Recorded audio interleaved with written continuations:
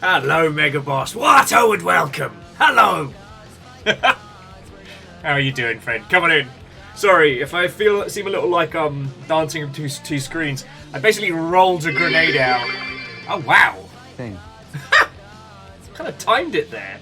Wow. Sorry, Stooge. Thank you for the bits, obviously, but like, yo, what if that's a power I've got? Yeah, it's a lot of snow outside, isn't it? Yeah, it's proper snowy over here. I was talking to... Let's be honest, I was talking to the dog. That, like, this kind of level of snow is so rare in the UK, and over here it's like, ugh, can't believe we've got snow. Mini snow day. Yeah, and I'm like, whee! Mini snow day! Just makes me happy. And Bacon, thank you for the bits as well. How are you all doing, friends? What? Oh, and welcome! Oh, I rolled a little grenade out on Twitter, and it resulted in some wonderful, wonderful banter. So I am going to bring it in. Yeah, Lance, I am going to be throwing some shade on AAA banality. But we'll get into that in a little bit. Oh, no! Keldra says only cold wind and sad here. It's funny how add water and it becomes whimsical. Like, add snow and you're onto a winner there. But, like, sans the snow, it's just, yeah, cold and a little bit tragic. Kindballer, good evening to you. I'll be throwing shoes at some AAA games. Oh, you are crafting. Lovely. Sorry, that, like, that grimace face is unrelated. I found out this morning that all my Christmas gifts will be arriving after Christmas. It seems even when I try and be ahead of the curve and spend sensibly, the universe is like, nah. You're just going to be that scrub lord forever. Kindball, I am a US medium, I believe. I think this is a US medium.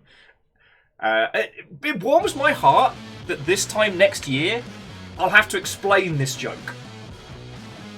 Yes, Wheeler! Okay. Captain on the bridge. Oh. Sorry, where are my manners? So, Fire Striker, Jarl Infinitus, a true powerhouse, and thank you kindly. That's 49 months at a 3. Yeah, Wheeler Deal, I got that to look forward to tonight. But yeah, I could wax lyrical about Chainsaw Man and then some. Oh, and then some. Online. Sensors online. Weapons online. All systems nominal. 3 years, Will. 3 years of this amazing community that has helped me stay sane at all, even while I'm pretty sure my bipolar has actually gotten worse. Bare minimum, my depression. Hey, least I can do, friend. Like, it ain't much, but I can be here. I can provide banter, distractions, recommendations, that I can do. So, thank you for it all. Cheers to you, friend.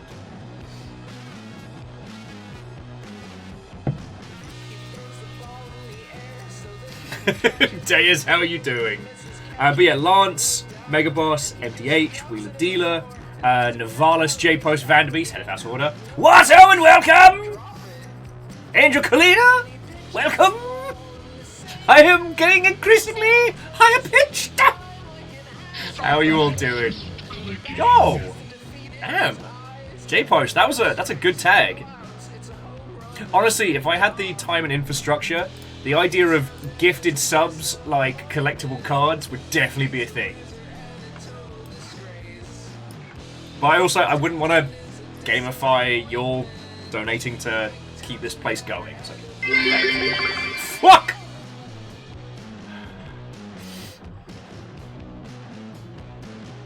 And apparently, Jarl Infinitus, Fire Striker, took exception to that.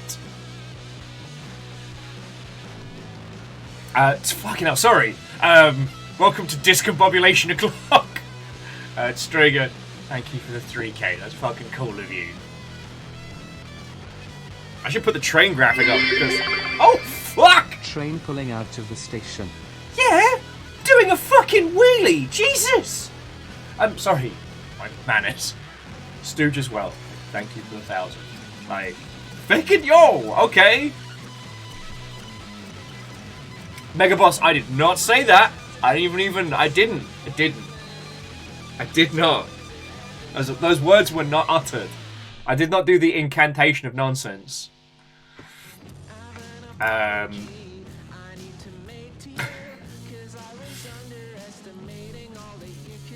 yeah, to quote Twitter today, you know you're what was the quote? When the English dude's telling you that your tastes are bland, street thinkers know it's a true sign of absolute disaster. I get that on my business cards. Extra nice. Nice.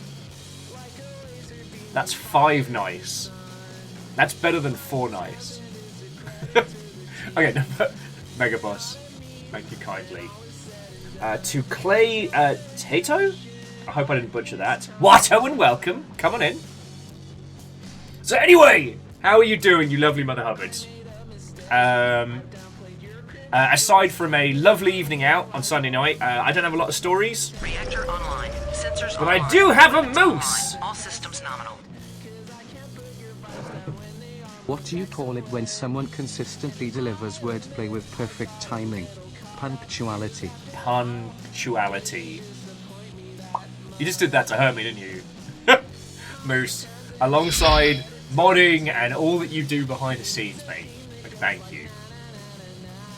But yeah, friends, coming in. I hope you're all doing bloody marvellous. Clay, thank you kindly for the follow. I am dyslexic as hell, so honestly, I think I just rolled real good. The problem is, Clay, that now I've gotten it right, I will get it wrong in the future. Not on purpose, but I just want you to know that I will double guess myself into getting it wrong in the future. Keldra's 7-year-old did the best thing yesterday. Alright, give us the deets. Oh, a Night Valen. I didn't see you sneak on in there. Heckin' yo. Night Valen, this is the hyper-realistic linear narrative video game meeting club. AAA all day, baby! And Lizzie, what Snow Day! Yeah, so if you didn't see, this morning there was a little article doing the rounds, and honestly, I don't hate it.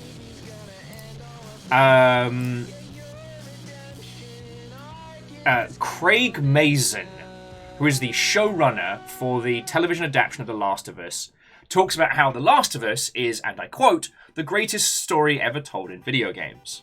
Now, I don't think Craig plays a lot of video games, and I think he would have said that if he was making an Angry Birds movie. I also am genuinely excited to see The Last of Us adaptation, because I think it's going to work so much better as a TV show. So much better.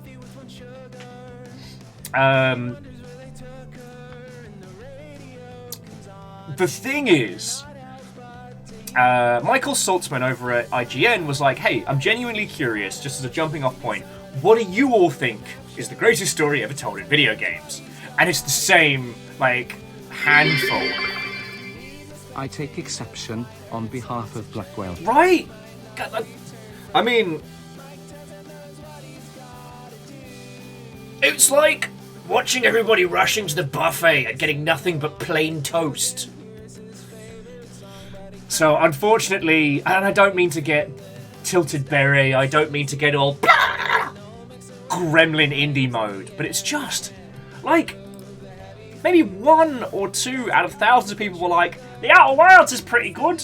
And I'm just like... One friend was joking. Oh, sorry. Where are my manners? All of you, thank you so much for starting today with a cracking hype train. My enthusiasm is here, I'm caffeinated. And you all brought the thunder as much as I did. So, feckin' yo! Oh, Clay, one shot is a feckin' perfect one. Wheeler D says The Last of Us is better than plain toast. It's very expensive toast.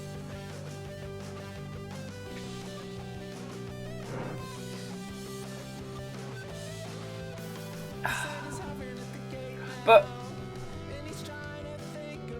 it just got me pondering that despite our little corner of the world, and despite how much we ring the bell when it comes to video game discussion, that, you know, sadly these are the only concepts that kind of really come forward.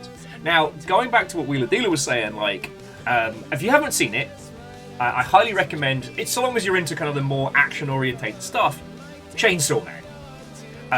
Chainsaw Man is incredible, and it is an incredible adaptation. Some friends have been showing me like some of the panels from some of the episodes released, and Mappa has taken that as a blueprint and built something phenomenal from it. Oh yes, and I was asking about Keldra Sprogley.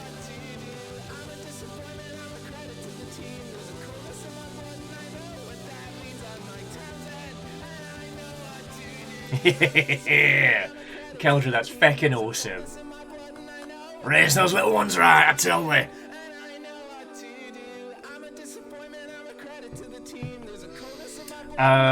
But where is my train of thought? Choo-choo. Well, what I can say is that some of the, you know, supposed, you know, best games in the space frequently come down to the same beats. You know, I was joking with Steve Burns.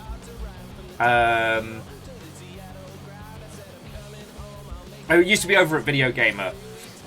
And we were just having a joke back and forth about how a lot of AAA plots boil down to, I cannot believe that the only character who is white and talks to me was the villain the whole time. What do you mean the CIA is bad?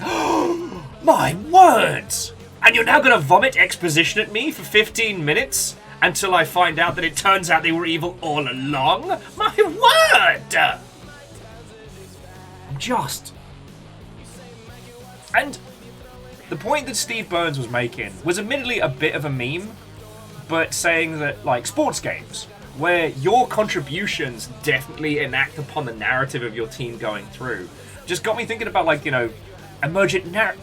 Alright, Mike, I love you, but you're going a bit hard here. But it got me thinking about, like, the great games are when the experience between, like, the title and the user is collaborative. You know, The Outer Wilds is one of the best stories told in video games.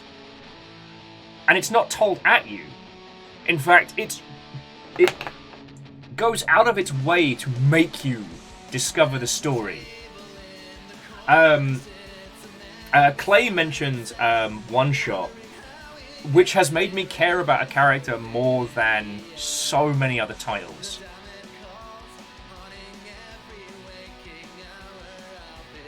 Like, and I'm not saying this to be contrarian on a Tuesday morning, and I'm not saying this to be a monstrous cockwomble.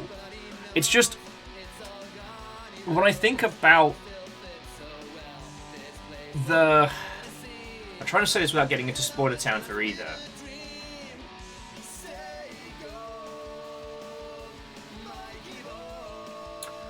Both One Shot and The Last of Us Part 2 are games about consequence, but only one of them do you have any agency in. Like, One Shot does have some choice to it, but it is not an emergent narrative title. And yet, the emotions that I feel for those characters.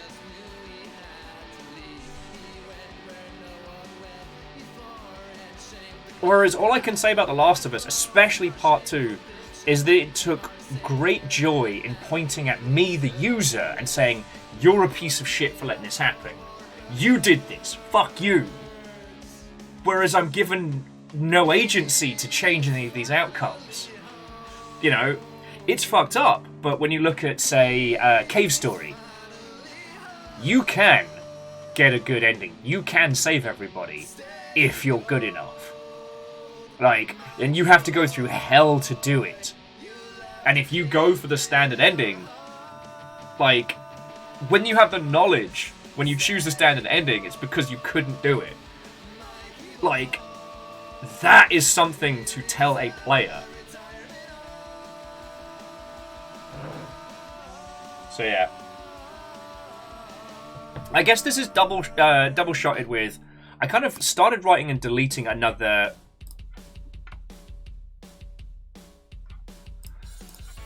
I guess ragey post this morning, which was talking about how Call of Duty has added the Warzone mode. And someone writing about how this is the best and freshest thing that they've encountered in gaming.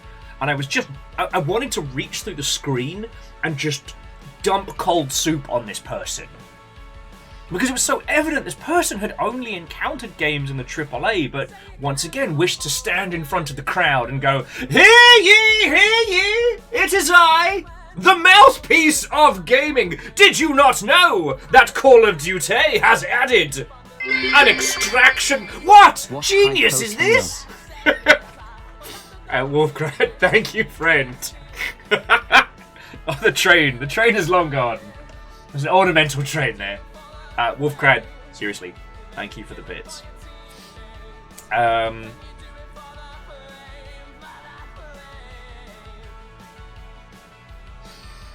Sorry, wheeling it back. But it was just... You encounter a lot of people that wish to speak with Grand Authority on... Ornamental train. Wolfcrat, thank you kindly.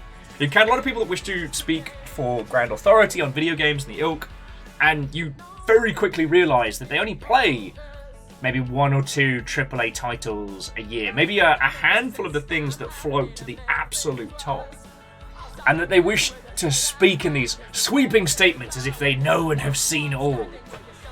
And it's infuriating.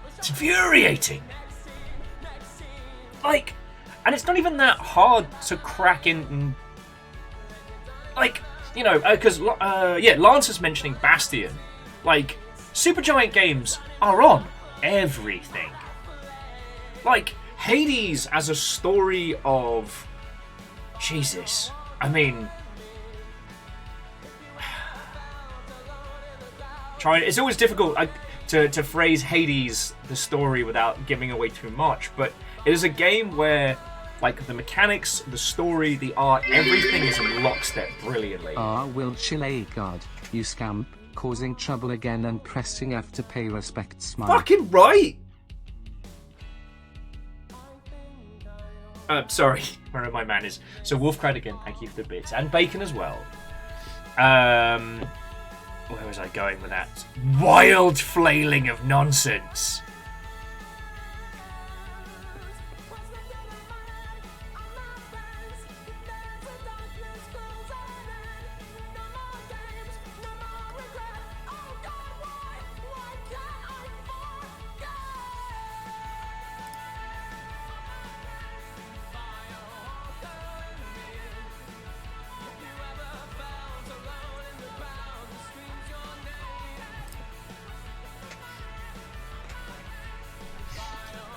Let me take a breath.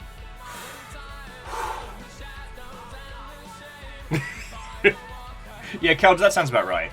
Anyway, if you had to ask me the greatest stories in video games, I think Hades is a very, very good place to start on that lineup, because, like a lot of titles, everything is in service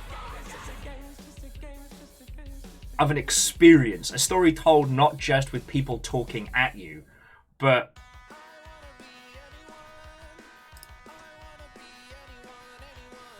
something that you are involved with, that your very actions of playing it bring things forward.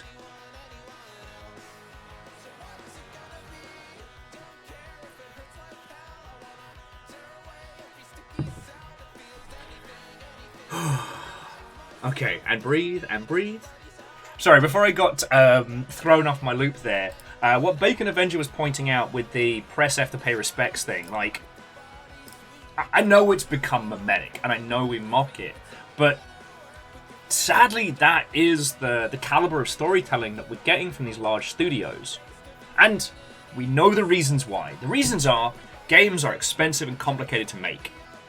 And the more you can reduce risk in creating a video game, the safer it is, and the more likely you are to make $1 squillion. You know, Call of Duty is such a monstrous machine at this point that the amount of fuel you have to put into that aircraft carrier-sized project is horrifying. And the idea that, even a slight course correction can cost you millions and millions and millions of dollars.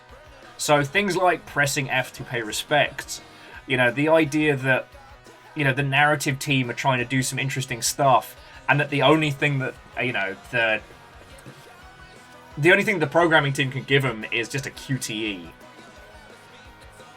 And the thing with the press F to pay respect is that it's trying to show, I believe, that your character has lost an arm. So it's meant to show the cost of war. But it's so contrite, and it's so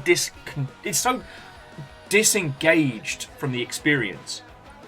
For a better example of doing the same reveal, let's look to... Oh my god! Come on, brain, you know this one. Sci-fi Soulsian title. Oh my god! Had an incredible sequel. Yeah, words are hard. Kaibal, that was The Surge. Thank you, MDH. The Surge has one of the most incredible introductions. You're on a train, and it's doing that standard issue, what you expect as a AAA exposition vomit. You're like, alright, people going into space, we make spaceships here, that's cool.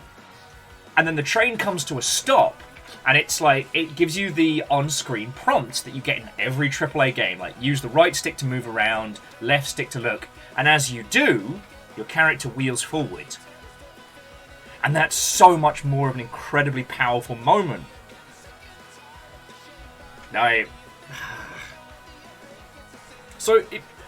You can understand the my little grungy self kind of like grinding my teeth at this, commenting of Call of Duty taking elements from the indie space and bringing them forward. And rather than saying like, okay, what we're seeing here is the inspiration the greater gaming space has moving it forward. Instead, what we're seeing is like, I can't believe Call of Duty is so fresh and original. Look at this extraction mode and how good and smart and clever it is. Fine. Brilliant. Yeah, Moose. The opening to The Surge using stairs as invisible walls was brilliant. And I feel bad that I haven't considered like how those ideas are put forward better in games until... And we'll move it forward. If you didn't see it, we were playing Bloodborne on Saturdays at the moment because I've played it before. Turns out I never played the DLC, so I've got that to look forward to. But I fucking love it. And we encountered this one area heading up to the Queen of the the Vile Bloods. And someone as a little message had left hell for wheelchairs. And it's just nothing but stairs as far as the eye can see upwards. And we laughed. It was a dark joke. And then it was that thing of like, oh shit, like, there's so much, especially of AAA design, that doesn't take anything into account. I got fighting with some guy on Steam because his argument that the game was bad was because it included a black guy in a wheelchair. And I was like, oh, buddies, crunch, crunch, let's go. Actually, no, I was surprisingly reserved because unfortunately this was a person so deep in the paint they couldn't see the idea that inclusion isn't some kind of strange political agenda being put forward by a bunch of shadow people. The gay agenda has completely different ideas, by the way, just so you know. All skeletons will be employed by 2025. That's the gay agenda. Anyway, sorry, I'm getting off onto topics upon topics upon topics. How are you all doing?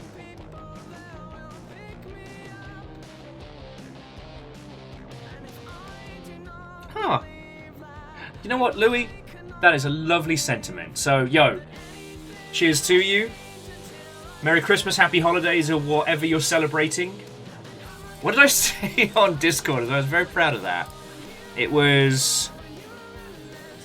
Happy Hanukkah, Merry Christmas, a Yule all, or was it Santarilla to those who celebrate, or just the downfall of your enemies. May this be the holiday season where ill befalls those who have wronged you.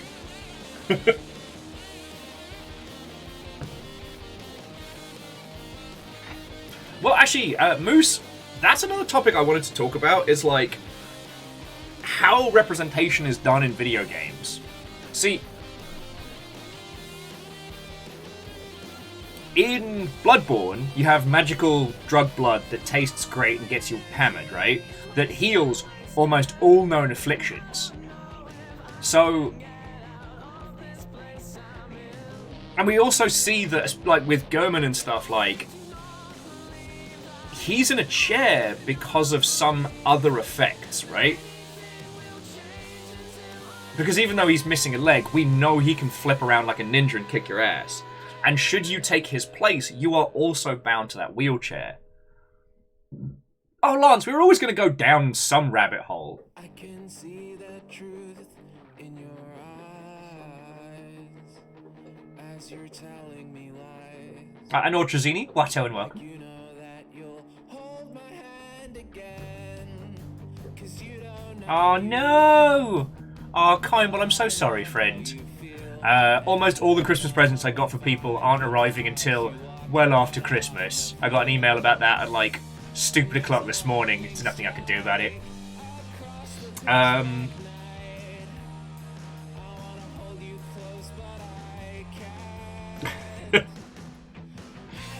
Stooge, Rabbits Going Down Hole is a very different video game.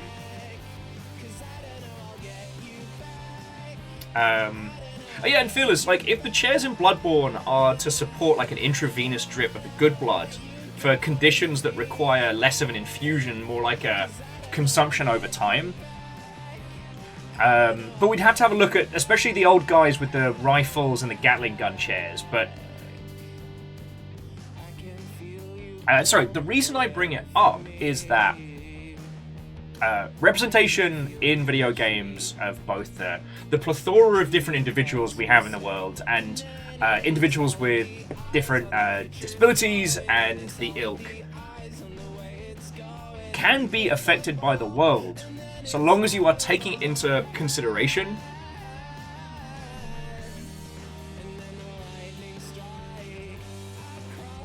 And it's something that I am not wholly equipped to fully unpack, because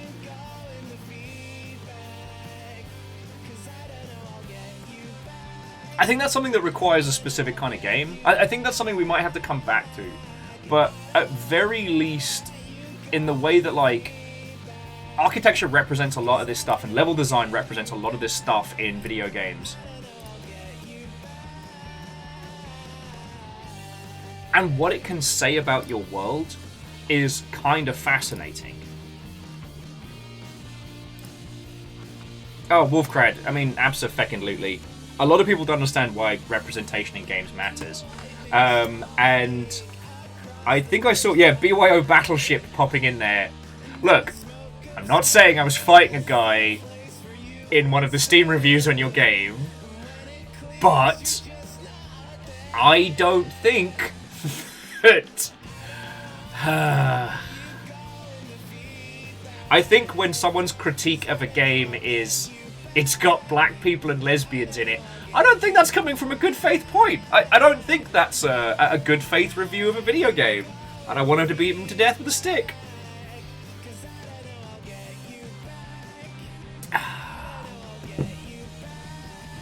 But yeah. And Keldra, you are very correct. As someone who got a lot of that kind of upbringing, it comes from a place of real ignorance. If you're exposed to it, if you don't understand it, you can't understand why it's a problem. And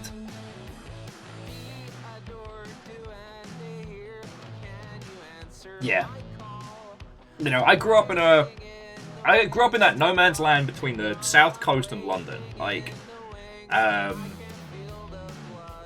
it was very, very white where I grew up. You know, I was one of the few kids who didn't have a weird resemblance to the others, if you know what I'm saying. I was ginger. I think I was the only one in my year for quite some time. Like, that's the area I grew up in. And it wasn't until, like, you know, hitting college and then moving to one of the most multicultural cities in the world that you come to understand how limited your scope and view can be, even with access to the internet.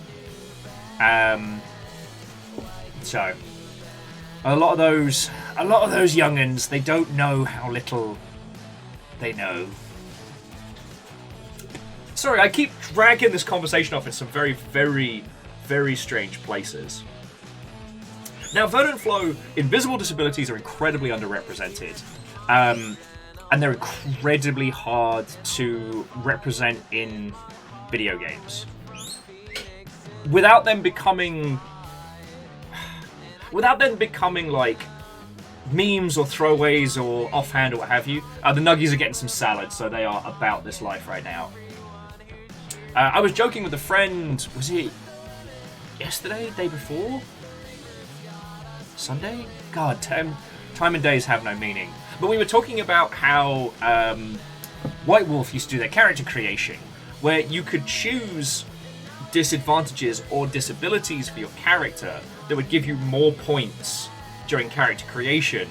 But it essentially created the situation where people were min-maxing conditions with the least amount of impact or impact on gameplay to allow for more points for stats. God.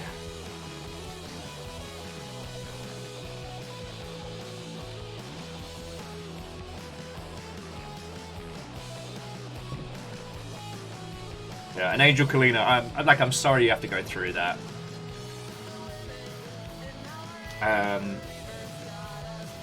Yes, Lance, the advantages-disadvantages system for tabletop will always be abused. I think Project Zomboid is a good example of people trying to min-max a system. And here's the thing. Animation is expensive in video games. Facial animation, holy shit. So finding ways to represent like disabilities and afflictions that aren't externally visible is fucking hard. Hell, even like character creation that allows for you to be missing a hand, massively expensive. So I will say it is not that video games as a whole is against the idea, but it's so hard to do.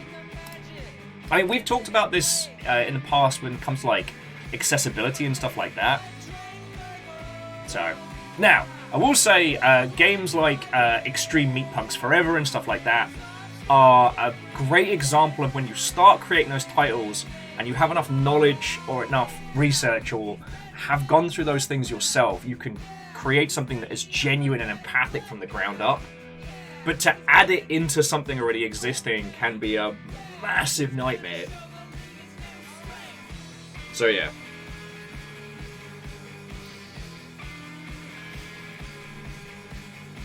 Anyway, sorry, I don't mean to throw these heavy topics at you at, 10 to 1 on a Tuesday. I just wanted to rant about how AAA game stories are bland and boring, and yet somehow are repeatedly touted as being the pinnacle of video games. Oh, Lance is on lunch breaks. There we go. And Stooge has been up for 7 hours.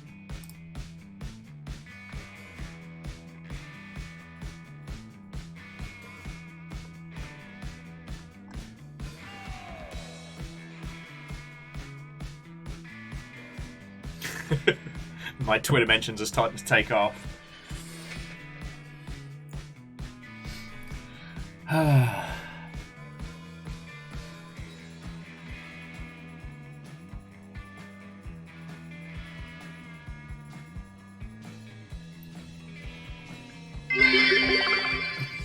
As Darjeeling tea, mince pies, life is good. That's a good way to spend a Tuesday. Ryan, Watto, and welcome. Park Programs makes a good point. AAA has 3 points in it, so it must be the pinnacle. Yeah, it's got that pyramid structure. I mean, Lance, you do make a very good point that with indie games, if the budgets are smaller, you know, what it takes to break even is smaller, so the pressure is off in terms of... Oh, sorry, I should phrase it another way. That you can, if you can make something on a tight budget, focused, you can make it for a specific group of people that will be able to understand and empathize with it directly, rather than trying to take these concepts and make them both applicable and digestible for a mass market audience. Wow, I've got that wanky business hat on today. Fuck me running.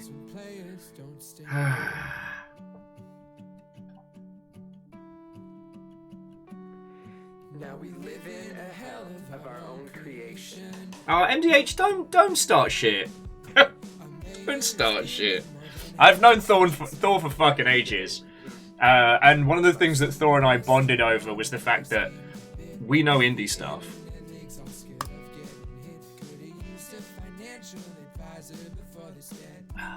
just too much.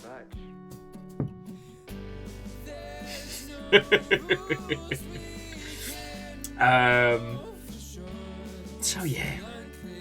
Alright. So here's what this week is looking like, friends. Obviously, we can keep dunking on AAA until we're bored of the idea. There's not too much going on game news-wise. If you're not keeping an eye on it, Epic are giving away some absolute banging games. I believe today is Wolfenstein: The New Order. So if you're having a bad day, go download that game. Beat the fuck out of some Nazis. It's guilt-free entertainment. Sifu's been announced it's going to be coming to Xbox and Steam if you haven't played it already, which I'm very curious as to the modding scene. Interestingly, Sifu is the closest to, like, Opus Magnum of punching people in the face. Although the big news, I guess the two big newses were Riot's trying to get out of their sponsorship deal with a now very bankrupt cryptocurrency company. And it is Epic, but specifically because of Fortnite, will be made to pay $520 million in copper compliance charges and the ilk. So Ryan, Sifu, I believe, was on Epic, but not on Steam. So that's going to be coming along. Oh, Varbles. The free game is over on the Epic Store. Though, there was a good game up on GOG today. Shit. Yeah, Kenley's, you don't mess with copper compliance. It is one of the things that community managers live in fear of.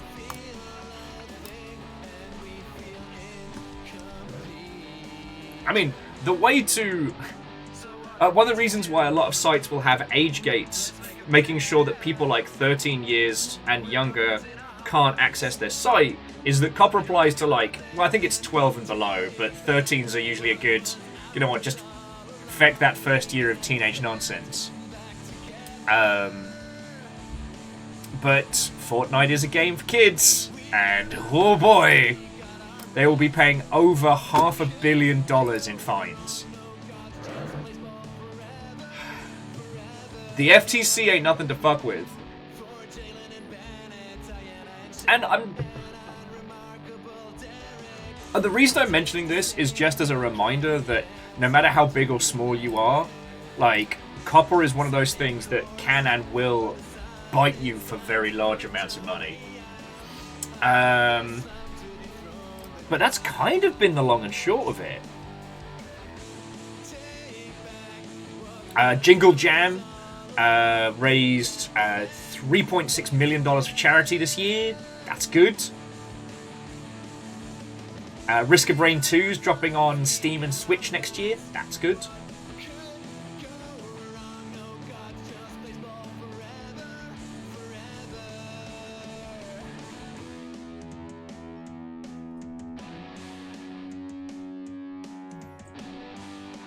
I think that's kind of the long and short of it.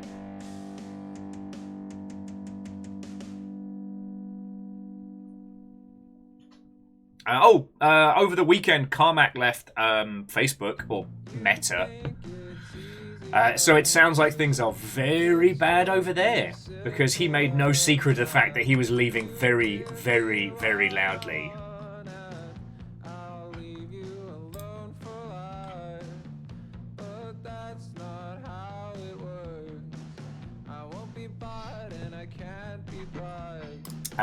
Right! So, before I get too lost in paint. So, welcome to a week of streams. Hello. Holiday week looms ever closer. I don't know how many of y'all are on holiday from here, but if you are, congratulations. I'm very happy for you. It is snowing a fuckload in Seattle. Though it seems to have eased up. Those clouds look like they're ready to do us another round, but we'll see how that goes later. Today we are continuing the Strangelands. If you didn't see the Strangelands last week, it is a Wajid published point-and-click game by the same people that did a very good game, which name escapes me right now because apparently I'm a bit loopy this morning. It is a fully voice-acted, surrealist point-and-click that's like one part Dark Carnival, one part Norse mythology, one part like Giga-esque weirdness.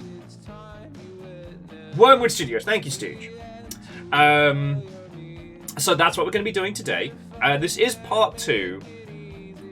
I do recommend playing the full game in its enjoyment because we had a great time with it last week. But if you want to join us for some proper weird head-in-a-box type nonsense, I got you. Tomorrow, we're going to be continuing with a game called Infra. Now, we're talking about games with incredible stories. Infra is... God. Infra is shaping up to be this, like, prestige television tier, Chernobyl level story told through, like, puzzles and investigation with little to no dialogue beyond occasionally calling in your office and being like, yo, I'm stuck in a building, what up? Infra story has genuinely had me gripped, and there are no aliens, there are no zombies, we do not run down corners going daka daka daka. We're a fucking building investigator for a fictional city, and it's incredible. Ooh. Humble store purchase made for $29.99. Oh, actually, that reminds me, there may be a few minutes left on some really good bundles over on Humble. Sorry, where are my manners? Whoever that was, thank you kindly, that's fucking cool of you.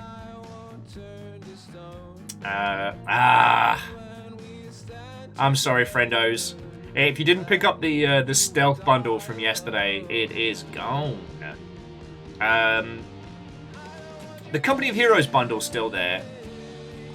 And what's in the Tacticians bundle? I think that's new.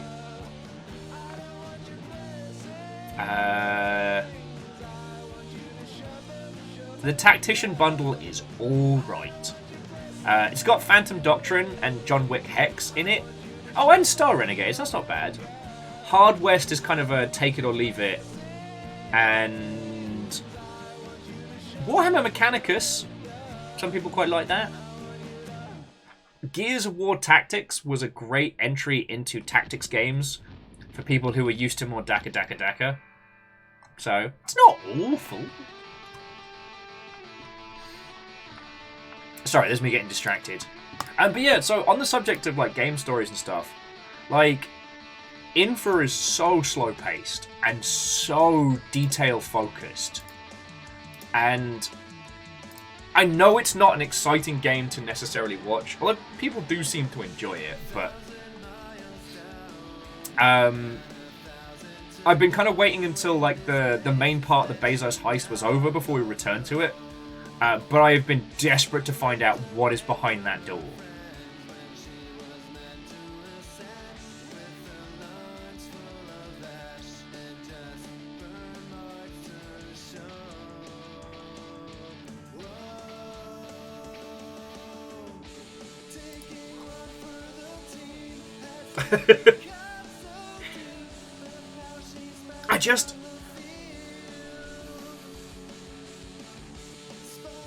I'm trying not to get, like, spittle from my mouth level, like, big vein ranty about these story stuff.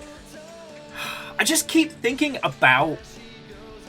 the great stories and the ones I've enjoyed, and very few of them have been, like, a linear narrative experience.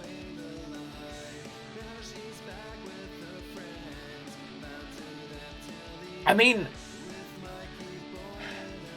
I think about stuff like What Became of Edith Finch and Hellblade: Senua's Sacrifice and stuff like that. Like, even those kinds of linear stories could not work without the player.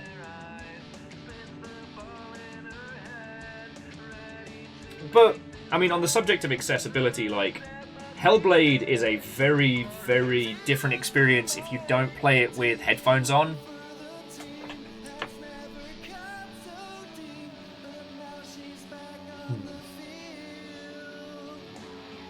Yeah, you're right, Angel. Like, after watching the 50th person come back from the buffet with just plain toast, does make you want to scream. Especially when every person who comes by you goes, Yo, have you guys tried the plain toast? Ah! I'm gonna end up being this, like, insane bloke hanging out the back of a van just screaming game names at people. I can sense it. I can sense it. Because, like, even in the sphere of shooty gunbang, there's so much flavor.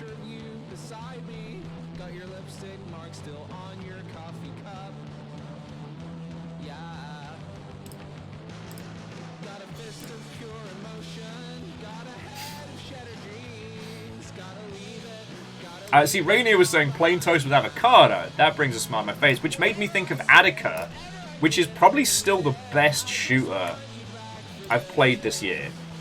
Like, I'm thinking of all the shooty gunbang, and I think Attica still might be the best.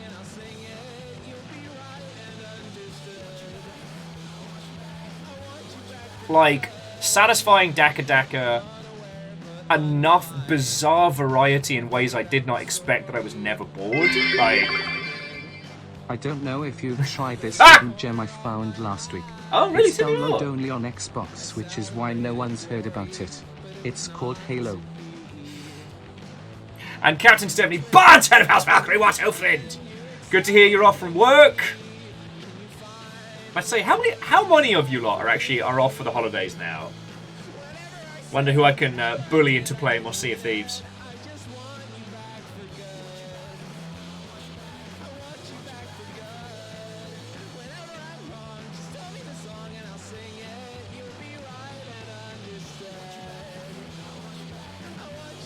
So, Fearless, you make a very... Oh! Humble store purchase made for $8.49.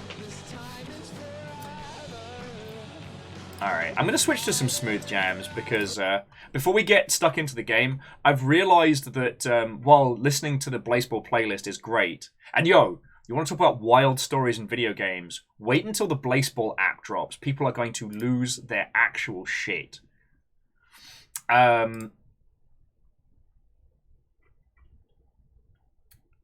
Yeah, let me get some, let's get some smooth jams going. No, I don't know if we need acid remixes of Chap Hop songs. Where are my tunes? Where are my tunes? There we go. Give me the smooth jams. Okay. Lancer says it's an actual baseball fan. Blazeball scares me on a deep level. Yeah. And our local team has never won, but we have the best music.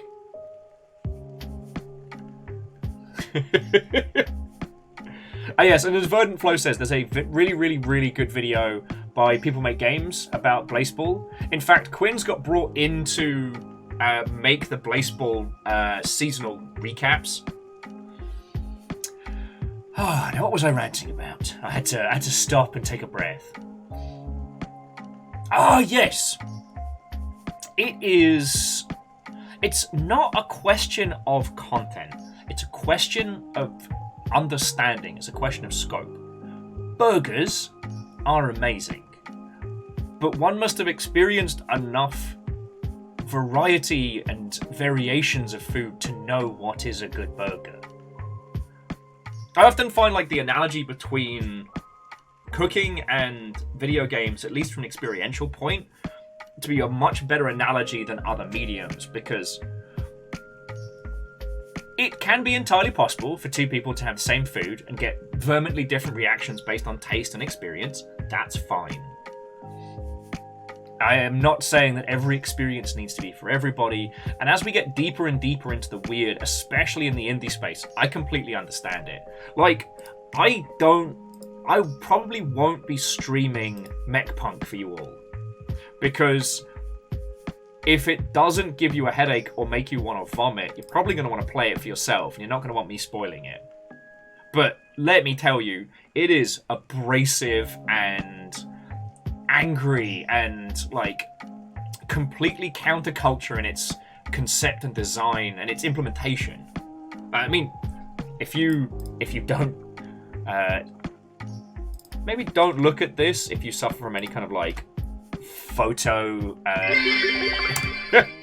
I choose to reignite the pizza wars of 2021. Pineapple is a good pizza topping. Well, a better thing to point out would be that you cannot discuss whether pineapple is good on pizza or not if you have not experienced it. And if you do not know the grand varieties of different kinds of pizza, you cannot speak with authority that DiGiorno is the best. If you've only ever had frozen oven pizza. I mean, hell, if you want a great analogy, I, like a lot of people, used to make the continuing joke about deep dish. Oh, sorry, and stooge. Thank you for the bits, friend. I don't want to override your being feckin' lovely. I used to mock deep dish pizza, as a lot of people are known to do. Like, it's not pizza, it's just a casserole and a pie. It's not even a thing.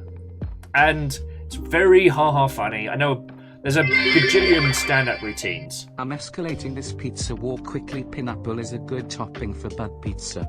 Good pizza is ruined by strong, overpowering flavors. Well, so Quasi, now you and I probably end up in the same path, which is that, like, personally, like the proper thin Italian style, just sauce, cheese, a little bit of basil, some rock salt, olive oil. That done, that's my ideal, but done well. You know what I mean? As ya, pineapple is a terrible pizza topping. Unseat me and then you may speak such blasphemy. The Jarl has spoken. The Jarl has spoken. I'm sorry, I don't make the rules. The Jarl does. But no, Quasi, thank you for 1,000 bits. That's $10 on a pizzeria discussion. And Strakes, thank you for the 200 as well. Even though it shares only like a little sliver, that is a terrifying amount of health you still have left. I have to squint to look at it. The number's so big. But the point being is that I used to mock and rip on deep dish because it was funny. It was something that I had heard, but I had not experienced. I understood its existence, but I thought it was, you know, just a big old joke. And then I had it, and it was fucking brilliant.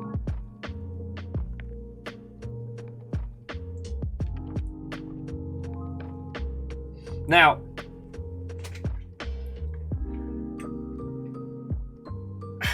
to take this analogy to a further level, like the pizza discussion is a fun one, but to draw parallels between this and like the problems we're seeing with AAA, it's the discussion of pizza being the only kind of food, and either being unaware or unwilling to find out about other types.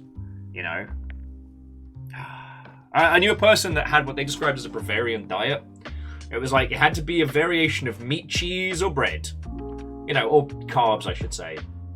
And when I think about the plethora of incredible foods out there that they were missing out on, it makes me sad. There's an incredible show. Okay, incredible is strong. There's a fun show that'll make you feel warm and fuzzy in a good way on Netflix called Samurai Gourmet. And it's about an old man who retires and he doesn't know what to do with himself.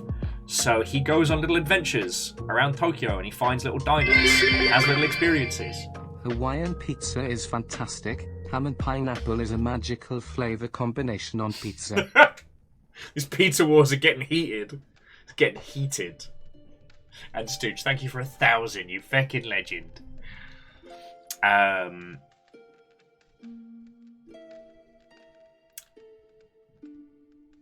Fuck. Well, whatever it is, it has dropped right out of my head. But, like, thank you all.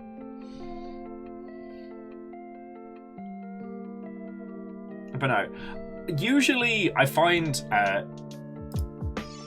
you know what? Pizza elitism is a very, very good analogy.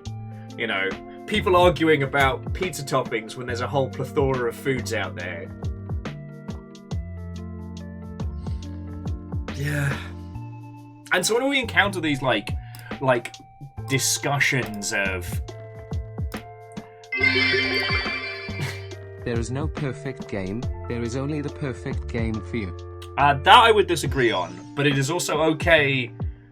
It is also okay not to like something.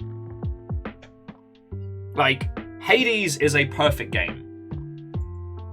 It's okay if you don't enjoy it. Like, there's the difference between, like... And there's where the food analogy comes from.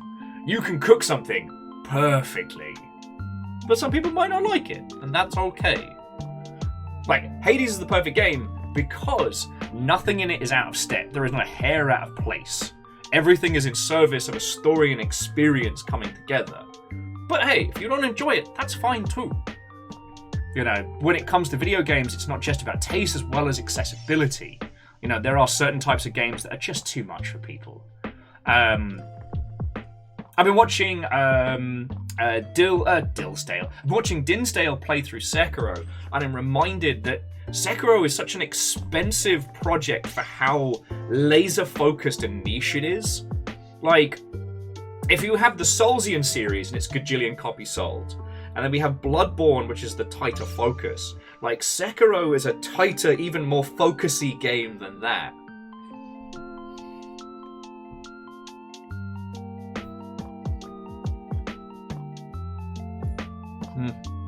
Well, Sophilus, I know what you mean about some people are far more open-minded to experiences and things like that, and I think it does come through a combination of, like, time and interest.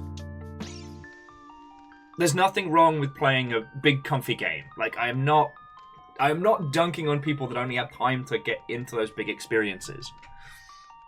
Personally, what's drawn me to video games, what's kept me here, is how I keep finding things that impress and surprise and disrupt my understanding of video games, and I love it. When it comes to film and television, it's very rare to be surprised. It's very rare to encounter something new. You know, I love a good telly show as much as the next person. I've been thoroughly enjoying... Okay, Rings of Power. Amazon show about Lord of the Rings. Fucking love it. There is nothing about it that is surprising, but it is so well done, so well put together. It's something I genuinely enjoyed. But when you think about things in that space that are able to do something interesting or different, you know, there's only a handful. I think about things like, you know, Mr. Robot, which plays with genre and the very construction of television to tell a story. What's the one Fiona keeps telling me about? God darn it. Which is like a split genre. Oh, fucking hell. I'm actually going to have to ask that. Hey, Fiona! What's that telly show about the lass whose husband's a wanker? And it's like two different shows at the same time. Kevin can fuck himself. Kevin can fuck himself. Yep. My Crazy Ex-Girlfriend. You know what? Both of those are shows that the name is very deceptive. But we've reached a certain point with linear mediums and storytelling where it's very much solidified. Verdanfly, The Good Place is another grand example. But these are sadly far and few between. Like, with the video games, we can still... I mean, Christ, this year alone! Woe betide anyone that has said that 2022 was a quiet quiet year for video games. I will pee on their car and have it freeze on the door handle. There has been so much all the time.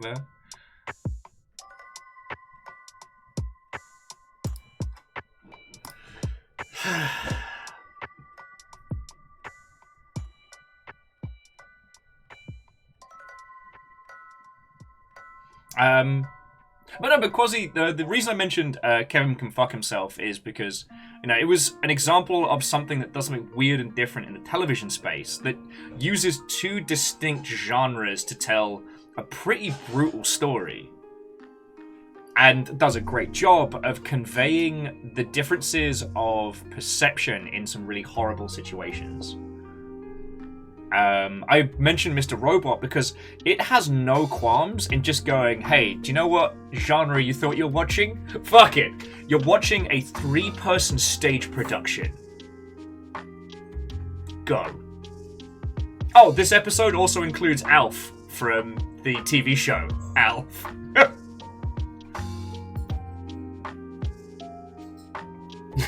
MDH, why do you have to hurt me like this? So MDH was saying, of course it's been a quiet year in games. There wasn't a new Assassin's Creed this year. How could it ever have been? Alright, you know what? I'm listening to myself a little bit, and I am realizing that I'm slaying... Slaying? Ha-ha! Slay our foes! Sorry. I realize that I'm straying into some very gatekeepy territory. So I want to say thank you for listening to me rant. Because here's the thing. Hang on. Fuck you, Chiltendo. Here's the thing. I am lucky enough to have this little corner of the internet. I'm lucky enough to be able to be in spaces with people that both make and genuinely enjoy and experience video games. It's not their fault they don't know about, fuck you, a clock weird itch.io indie title that is a seminal example of this thing. It's not on them. And it's not their fault that they don't know about it, or they don't have time or have access to these things. So I need to get off my high horse a little bit. I'm going to keep doing this show, this stream, for as long as you lot will have me. And I'm going to use this to try and demonstrate, these great ideas and these grand concepts and these weird little spaces, at least in such a way that if you don't have time to play them, or if you don't have the ability or the cadence, we'll say, allow me to be your canary in the coal mine. Allow me to bring you these little weird spaces forward too.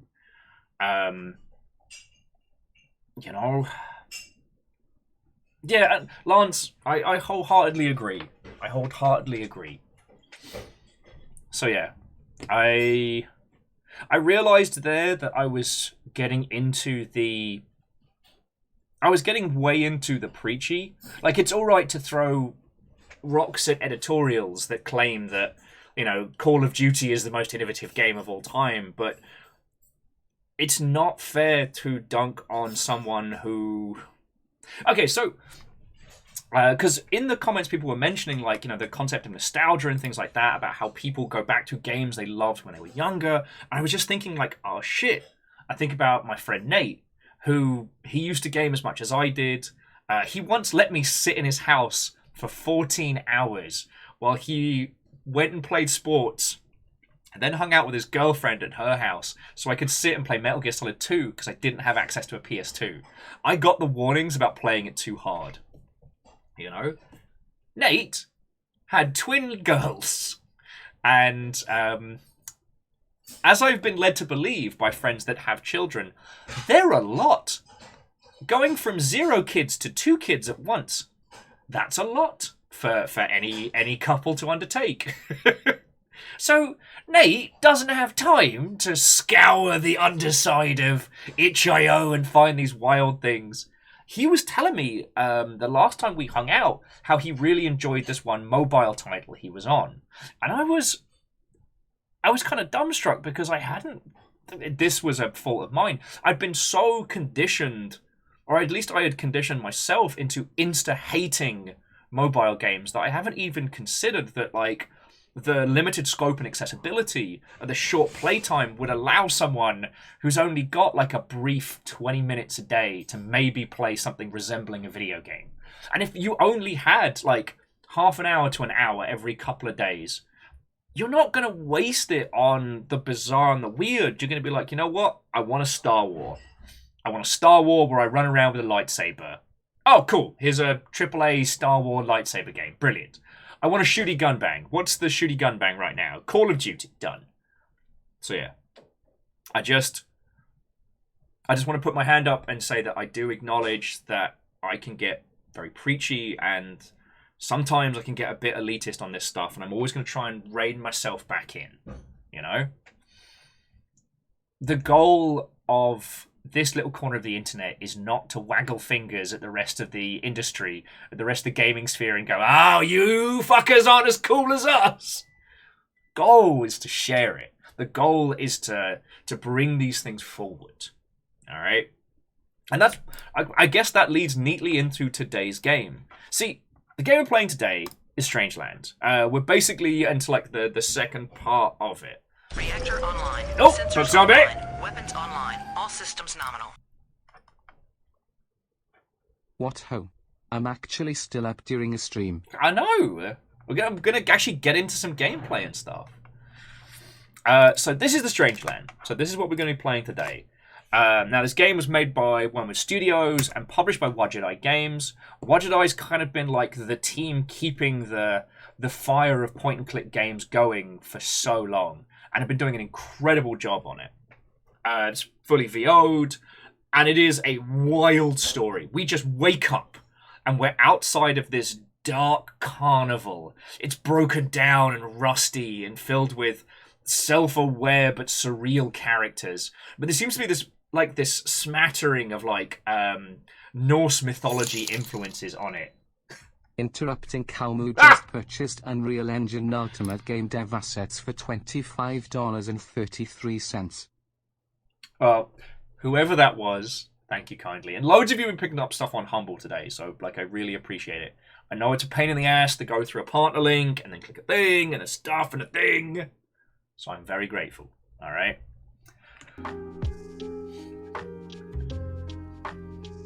Oh, well, Book Zombie, good luck. I'm happy to be the background noise while you get through that.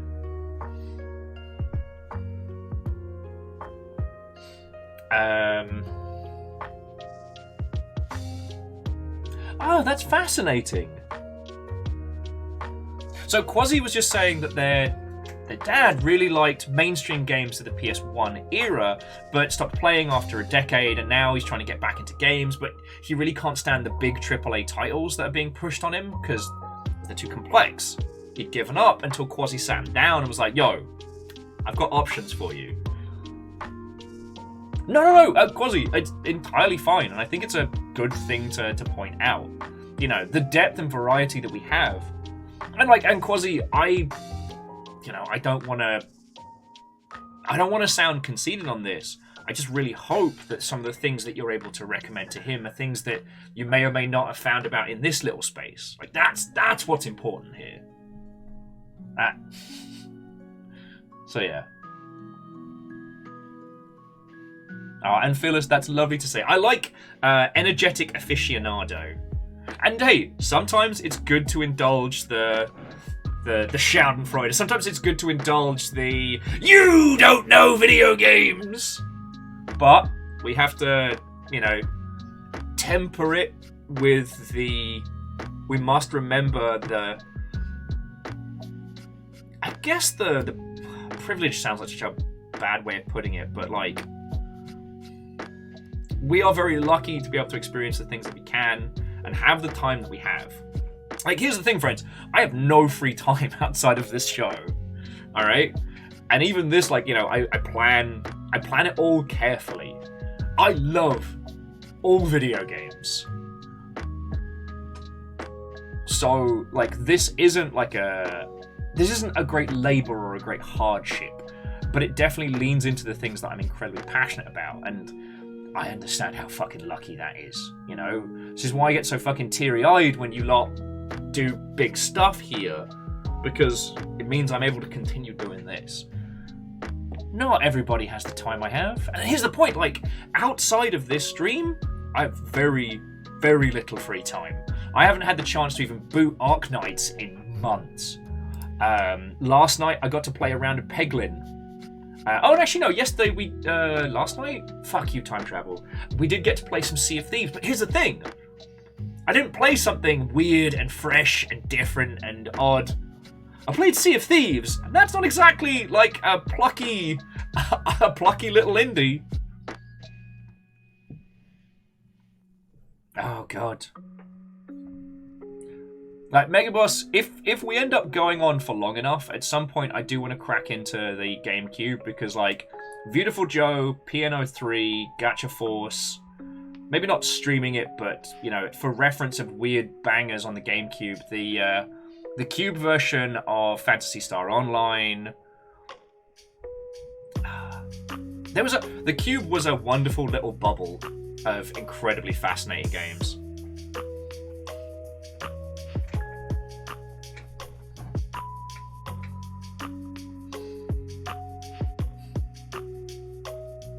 Lance, you're right. The overall message is please play something else. An eagle lives. Watto and welcome. I see you've met Calcium Bonio before. Oh, as a quick aside, for those of you waiting on news for Armored Core, it does seem like, at least according to an interview reposted by Kotaku, it's going to be a traditional Armored Core game. However, it's going to be very much about scrounging and repairing parts rather than like buying them on the supermarket. And at least from what we can tell, it feels like it's going to be very evocative of Armored Core 4 and For Answer, less evocative of 5, which is good. But it's not going to be an open world game. It is going to be missions.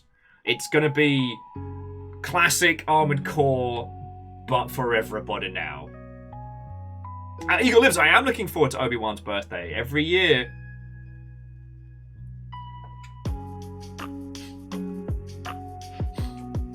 It's good to see you, friend. It's good to see you. I'm just coming off of my high horse. It was a dismount. Shit, that's the way I need to phrase it. Oh yes, okay, so the rest of the week. So tomorrow I want to continue with Infra because I need to find out how that story goes. Yes, it is the slowest game alive, and I want it. I want it. Now on Thursday, alright, so we were talking about like Beautiful Joe, which got me thinking about difficult games. On Thursday, we're playing, now is it Will You? Yeah, Will You Snail. I started playing this for 2 seconds and then realised I was going to have to play it with you all. Will You Snail is a game where you play a snail. Dead simple, right? Except for it is a game where you fight against an antagonistic AI in a Kaizo Mario style hellscape where you have to outplay the AI which is trying to guess where you're going to go.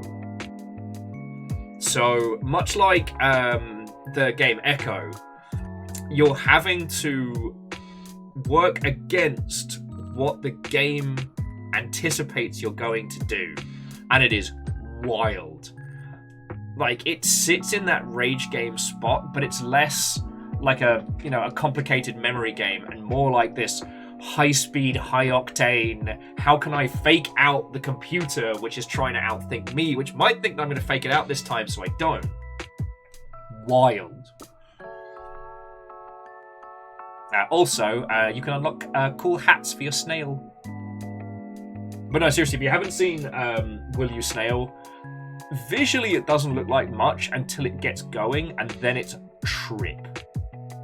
And then for Friday, Sea of Thieves, and Saturday, which will be Christmas Eve, we'll do a spot of Bloodborne. Because there isn't too much in the Half-Life vein that I want to show or play with you all. But Monday, that's going to be Orange Boxing Day. So we'll be playing something Half-Life related. I put Half-Life 2 just on the calendar, but I haven't decided. I was joking with people last night about getting the Half-Life 1 but with Counter-Strike weapons mod going.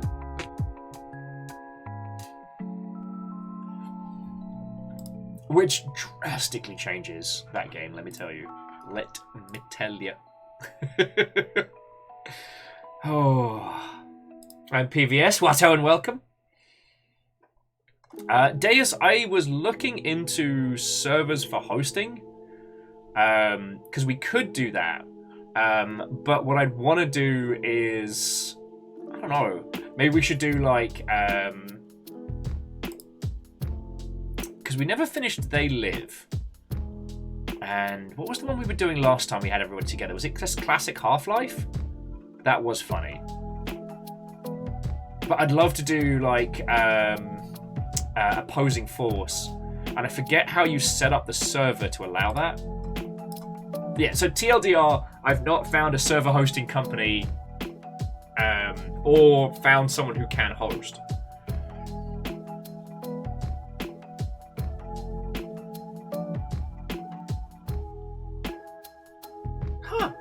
Fearless, I didn't know that. Fearless was saying that Portal recently got a huge graphical update, as apparently Valve use it as a benchmark game. That's fascinating. I wouldn't do Portal just because... I don't know, friends, if you've ever watched somebody else play Portal, but... it is a high-speed one-way ticket to motion sicknessville.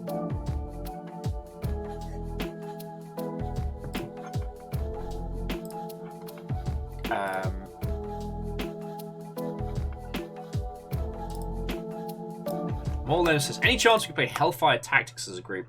We haven't had the chance to really dive into it.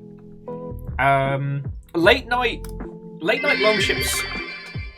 Came for the heist, staying because it turns out the longship rules. Yes! Thank you. That is a huge fucking compliment. I'm glad you're enjoying it here, friend. Glad you're enjoying it. I was just going to add that the late night longship crew has been pretty much two flavors right now, which is Sea of Thieves squads and a Spotted Dwarf Fortress. It is entirely possible we can, but I haven't even had a chance to sit and like boot it and have a faff about.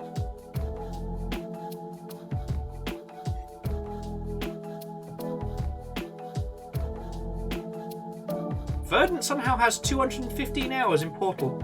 Huh. I mean, I'm impressed. And Fearless, if we were going to do TF2, we'd look at getting a private server. I think that would be the long and short of it. But I don't know how much interest we have in getting a TF2 server. Park says, Hunter Caller Wild. Let's get that turkey for Christmas. Yo. Look, I think it's the 23rd, 4th, 5th, and 6th. So the 23rd to the 26th, I believe, is Super Whooper XP and stuff for Sea of Thieves. So that's probably going to consume a lot of my time, so I can get all the fancy cash.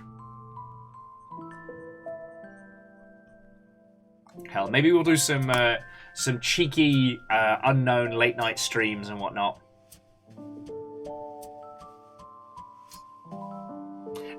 You know what, Stooge? I'm there with you. The fact that there isn't an orange box limited edition.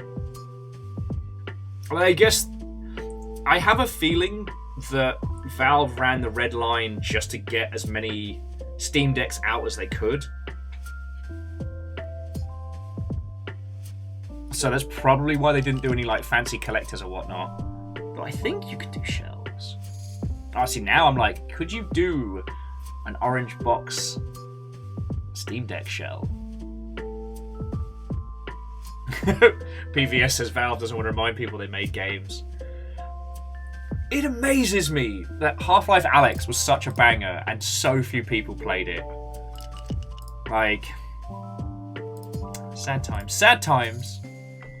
Alright, so friendos, that is the plan for this week. As for going into the the no man's land between like Christmas and New Year's. Like, we're gonna have a ton of people just kind of out and about on the Longship. As I said, like, currently Sea of Thieves and Dwarf Fortress has been the go-to. But if anyone has any suggestions, requests, recommendations for maybe getting a server, like, we're doing a little bit better fiscally than we've been doing this year, so we can, you know, we can splash out on a server for a month. I just don't know what we should get. I do like Deus's suggestion of some Sven co-op. I just need to find a good host. You know what? Technical Avatar, you are correct. Half-Life Alyx had the critical issue of being VR expensive. Yeah. To go from 0 to being able to play Half-Life Alyx is a big cost, and, you know, here's the thing. I don't have an expensive VR setup. I was lucky enough to be able to borrow my friend Sam's, and so that's how I was able to play it.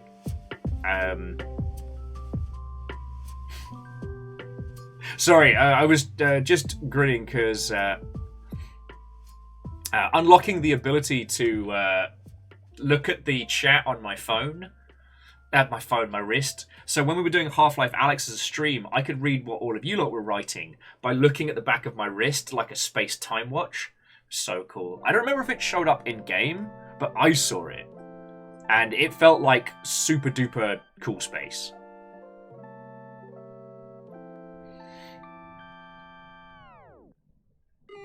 Yes, MDH, I'm lucky also that I have a rig that can run it and stream at the same time. Like, little Unit 1 here is a behemoth, and I'm very lucky to have that.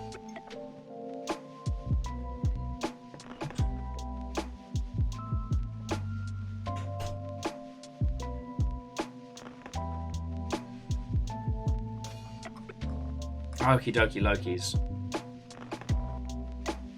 Okay, so let's get Strangelands booted. Let's get in game. Before I start wistfully looking off into the middle distance.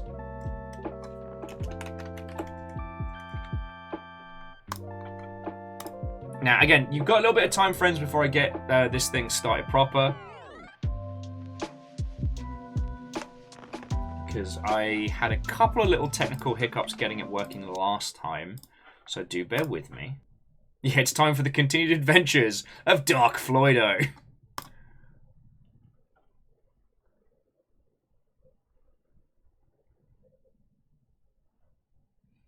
What I will say about Strangelands is that while it looks very horror, it isn't what I would call a straight-up horror game. That's why I've been kind of using this like description of like Dark Carnival. You know, this isn't like Soma or nailed it in one. This game uses horror as kind of the backing, but it is not a horror game. Yeah, in the same way that like Burton-esque stuff is very, very... He goes for that kind of like emo gothic, whereas this is that Dark Carnival aesthetic. But it's just weird enough that it doesn't feel like it's gonna leave you staring at the ceiling all night. So give me another... Actually, so friends, bear with me just a second, because I'm going to try and be healthy. I did not drink yesterday. I'm going to try not to drink again today. But I am going to go get some water.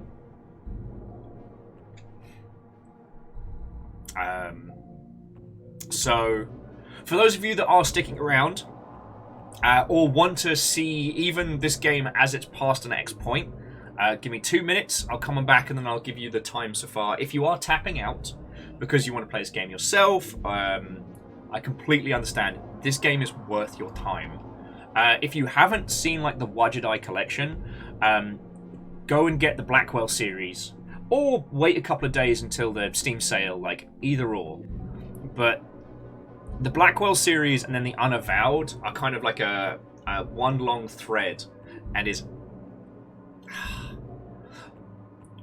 The Blackwell series is what launched Wajidai and was what survived the great point-and-click drought that kept it alive while everyone else was languishing and thinking about doing a point-and-click Kickstarter, or a point-and-click starter, if you will. And it's so good. It's so good. There is a game series you deserve. Alright? But yeah, Lance, we'll put this onto Hail Hydrate. I'll be back with you all in just a second. And then we can do, stories so far and what's going down. Boop. Boop.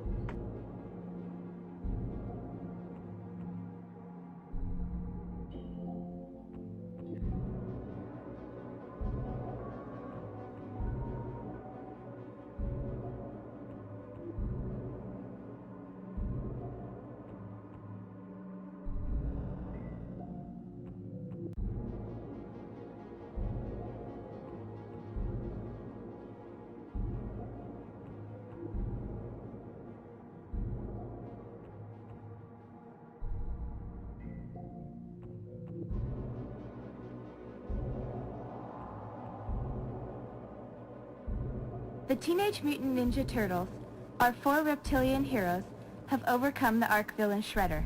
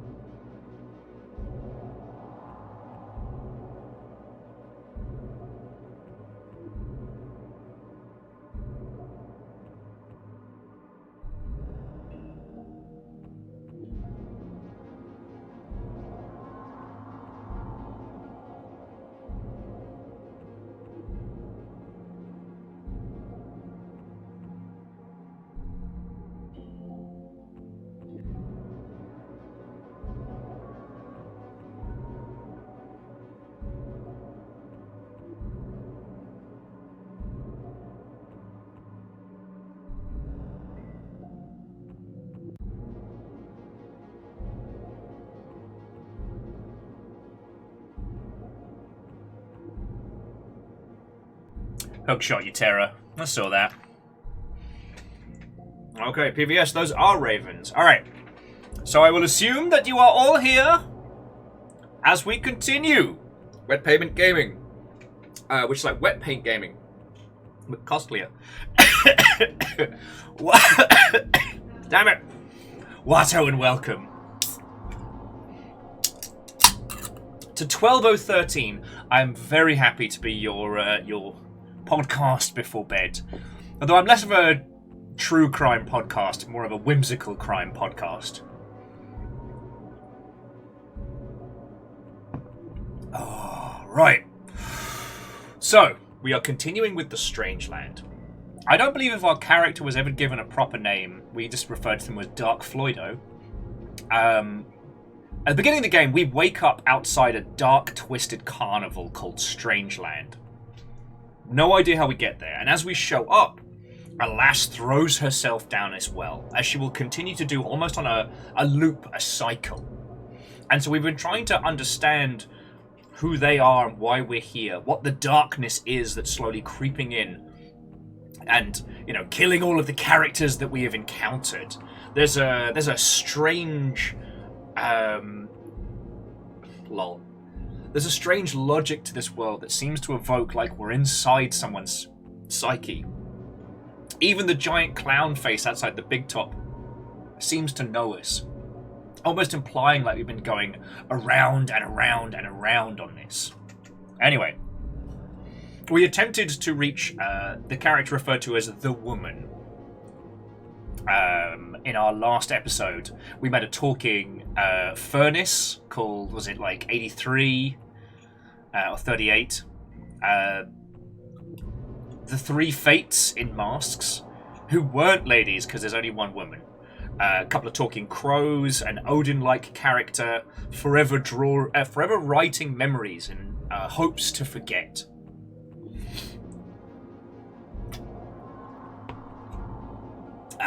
Who else do we meet? There was a dog. They ate us.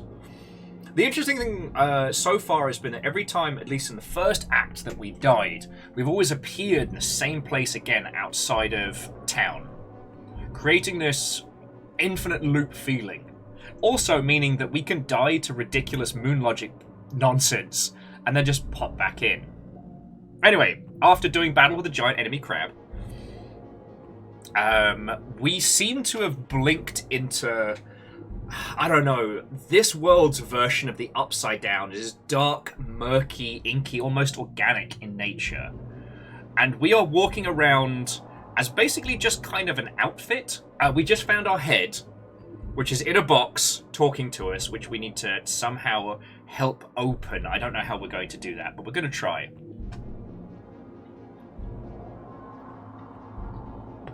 And that's where we are. We gained a magical brand that allowed us to free the souls of these varying characters whenever they passed. But these gave us little glimpses into the very world we now find ourselves in. So where it goes from here, I have no idea. But whatever it is, I can tell you, friends, it is not going to be boring.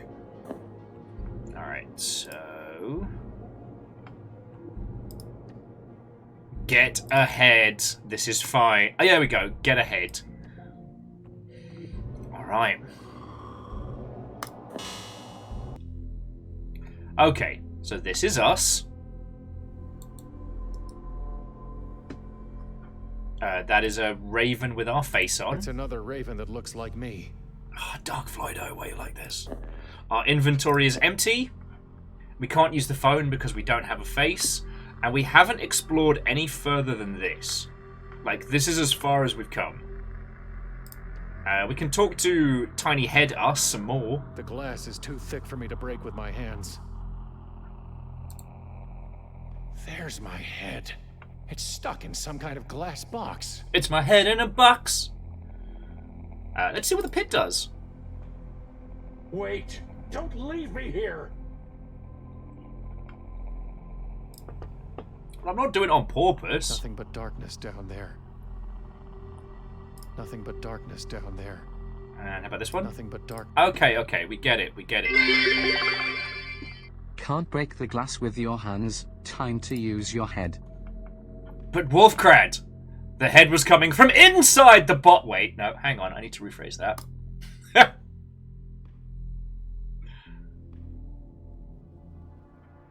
Alright. So this is the skull of the furnace that we met last time. What's up, Skull? Pretty sure 8-3 is dead. Also, pretty sure I can't talk. And the ginger, never quitting, still is sitting perched with skeleton and slug cat upon my screen aglow, and his crew have all the seeming of a smile that is beaming, and the screen light of the streaming brings new friends and good fellows. And my soul, from out the shadow of a game that mates of long ago, voices lifted. What ho, friendo! Well, that is inspired. If I can get the pattern cadence right, I need to give that a proper read. But PVS, thank you kindly. And Restless Roots, what ho and welcome! I mean, I'd say that... I couldn't even use the regular anvil myself. I'd say that creativity has definitely sprung forth. Doth quote the ginger, do you like indie games?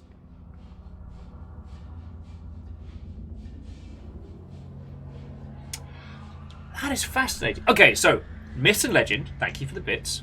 For those of you that are new here, just so that you know, this whole operation is entirely supported by donations and bits and gifted subs and the ilk. So, especially bits and donations are a big part of that. So, even if it's teeny tiny bits, they add up at the end of the month and we are very grateful.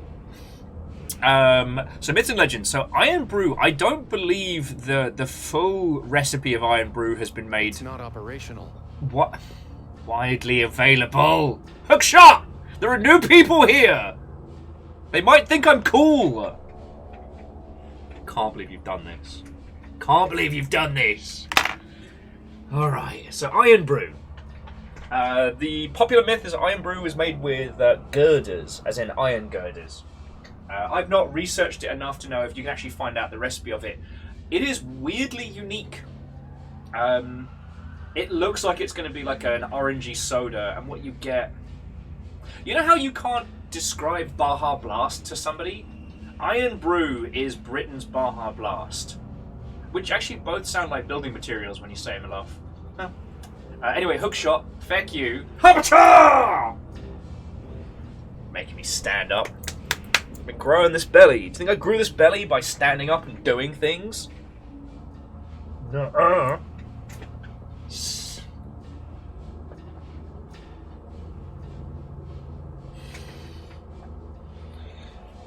Yeah, I think that's the best way to describe it. Iron Brew is... Well, I don't want to call it...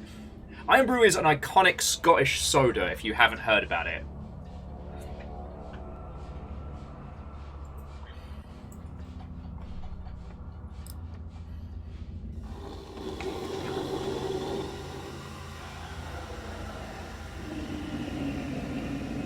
Fuck no! Alright, you know what? You know what? Hard to use it without a head. It's not operational. That's a whole ass naked man. A naked us as well.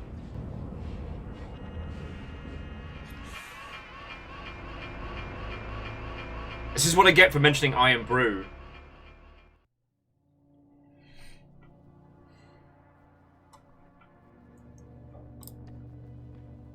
Myths and Legend was like, they heard it's like Fanta, but not really. It looks like it should be an orange soda. It does not taste anything like it. Now, if they still make them, they used to do these Iron Brew chews. Like, I don't know what the equivalent over here is. Chew bars? I don't know. Those were hella tasty. Weird, but hella tasty.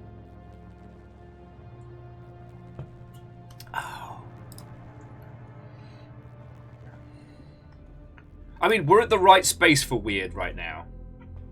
Okay, so this way... I guess kind of like a Haichu? Okay, so...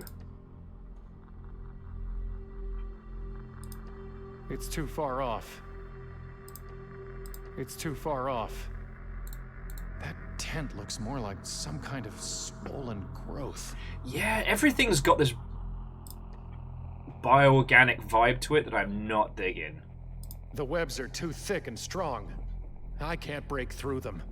Okay. There's something back there, behind the webs. Oh, I don't want to go in there. It was bad enough we went in the tent.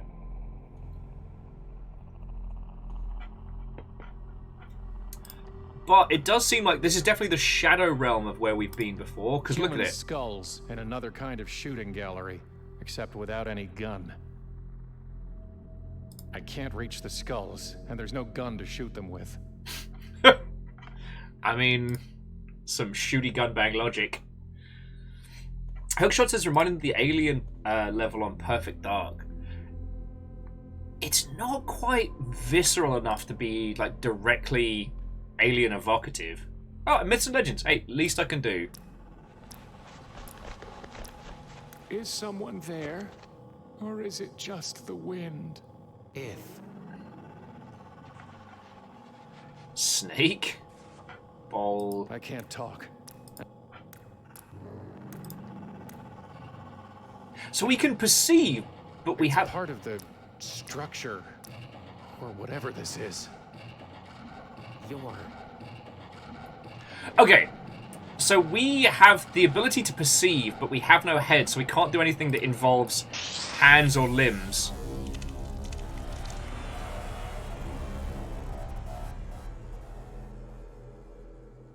And the snake spat on me and I died.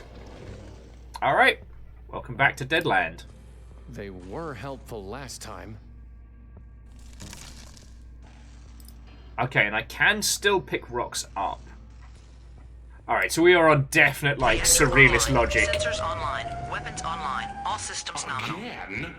If you're expecting me to hop Not on me your doing a drive-by shoulders, subbing cause you'll I've be been waiting elbow a deep in long AC time. Valhalla. Hey, it's no worry, and I hope you're enjoying it. I liked the in-between sections of Valhalla. You know, the sections between, like, the villages, because it felt so authentic. It just, they turned the quaint and the twee up to 11 for the British villages, and I can't help but look at them and go, no, they would have been much muddier and much more miserable.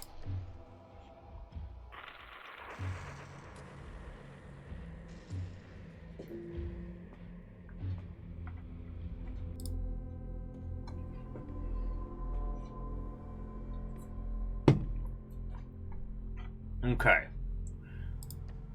So there's a limb at the abyss. It's like a cross between a croquet mallet, a shillelagh, and a nightmare. I can't even shout into the void. Totally empty. Maybe you should avoid going over there. That's not a real head. Gee, thanks. I hadn't noticed it was missing. That's not a real head. Alright, well, we've got a beating stick now, somehow. The dream logic of this is very pronounced. So let's see if we can crack him open with a limb. Hey, careful. Much better. Alright, there we go. Now we can talk to people. Sup, Raven? Or me, Raven. Who are you? What are you? A man dreaming he's a bird? Or am I a bird dreaming he's a man? Birdman? Anyway, I'm just a fragment of your imagination. Okay. Don't you mean a figment of my imagination? Partly. So where are we? What happened to this place? Life has killed the dream you dreamed. But don't worry, everything else here is dead too. That's why they call it Deadland. When do we get to everything is okay and wonderful and fine, happy, good times land? That's what I'm after. Deadland? Am I? A headless man walks in a world of ghosts and he wonders, am I a dead man dreaming he's alive? Or a live man dreaming he's dead? And PVS, that is correct. That because this is a dream state or an alternate something or an afterlife or what have you, it does wonders for the point-and-click moon logic. But there's also, comparable to the amount of things we had in the previous act, there's a lot less currently to interact with. So it means that from knowing what we know from having played through the first act, we know where we're supposed to be and what we do, right? I was flying to a woman and then a crab grabbed me. And somehow, when it was all over, I wound up here. How can I get back to her? I heard a joke once. I think the punchline is, carry on. Can't you help me get back to her? I can't even help you get back to you. Goodbye. Fare far, if that's your fate. Alright, so ring ring ring banana phone. Did you miss me? Sadly, we're stuck together, like a canker in a rose. Et in purgatorio ego. Trust me, my lot's much worse than yours. To be stuck at your stumbling pace, sharing in your shame, unable to abide or abort, to forgive or forget. Familiarity, my fool, doth breed contempt. Well, he was a skater boy, and she said, see you later, boy. Ha! Could quote shit too. In your face, other me.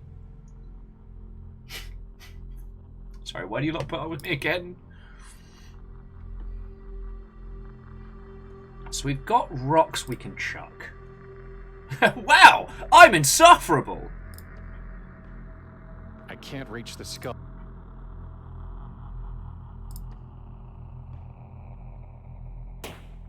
Who would have that sweet balm of Gilead? Hey, hey! I know you three.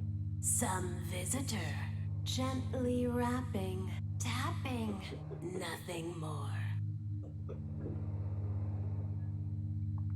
More like Edgar Allan, yo!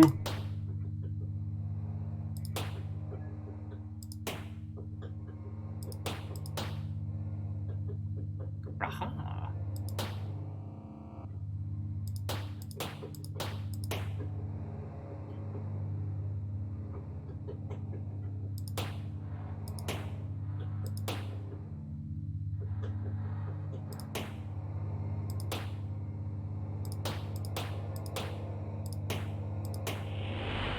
Ha-ha! Skull power!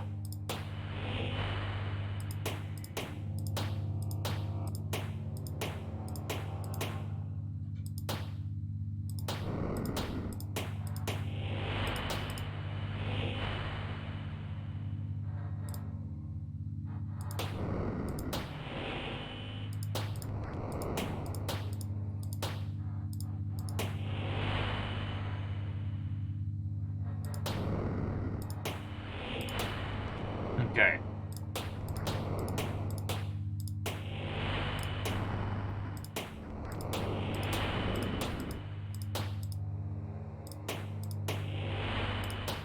Don't worry, everybody. I've got an idea.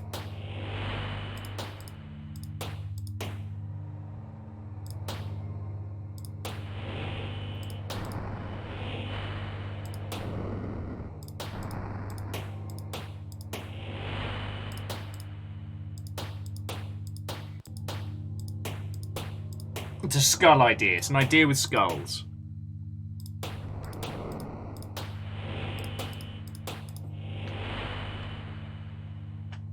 So it needs to connect to there, right? So it needs to do that. But then that's up that way. It doesn't seem to like that. So we need that one there. Well, lads, I do believe this is in fact an idea for skullduggery.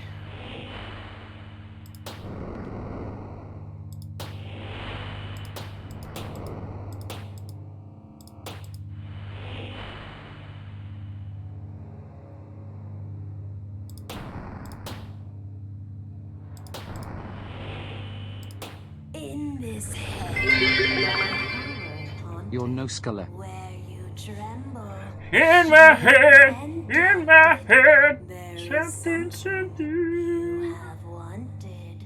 One thing only, nothing more.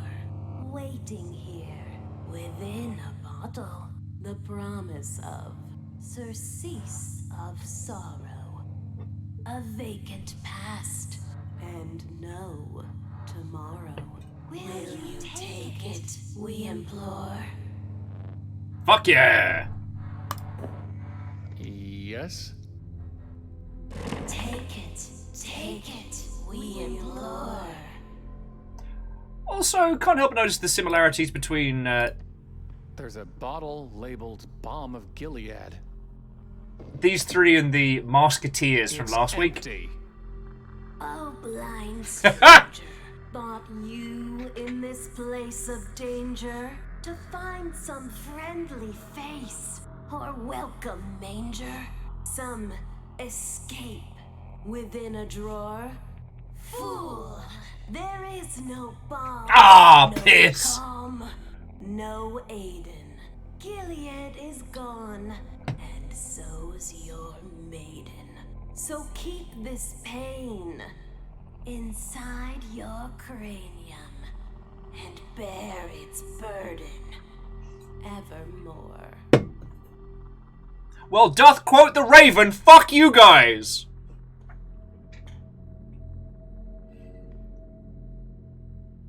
But I have an empty bottle. And we have an empty bottle and a thing that spits acid. I mean... Plan. Alright, so... Good for the goose, good for the whatever that is. Hadouken! My tooth! Tooth? You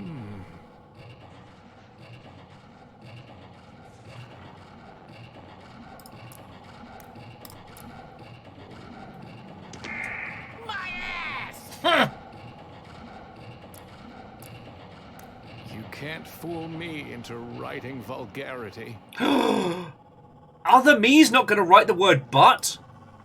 How studious. My finger! Finger, eh? Alright, let's see if we can get a bottle of... I don't want to get too close. Might just work. Ah, well done. Sup, Tiny Me? You look just like me. Two men can look the same, and yet see very differently. No, really. Are you me? A stranger asks a blind man, who am I? But how can he possibly expect an answer? Yeah, that's kind of a dick move on our Tell me part. your name? Yes? I don't know. You see? See what? You are begging the question. Honestly, this guy delivering burns, I could listen to this for hours. Well, what's your name? The dead know nothing. They have no further reward, and even their name is forgotten. It's not just you. Everywhere I look here, I see us. Ego of egos. All is ego. I hate my little dyslexic brain reads that as ego.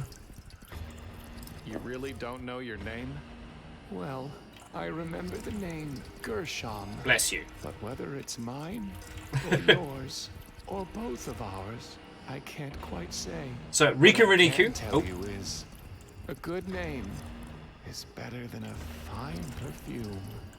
Watto and welcome. How are you doing, friend? Welcome to Act 2 of the Strangeland, where we're possibly dead, everything is us. Oh, and the tree snake leaks murder acid. How are you? Listen, I was trying to get to a woman, and this dark thing, it became a crab. And I think I killed it, but somehow, it sent me here, wherever here is. And I need to get back to her somehow. That much I know.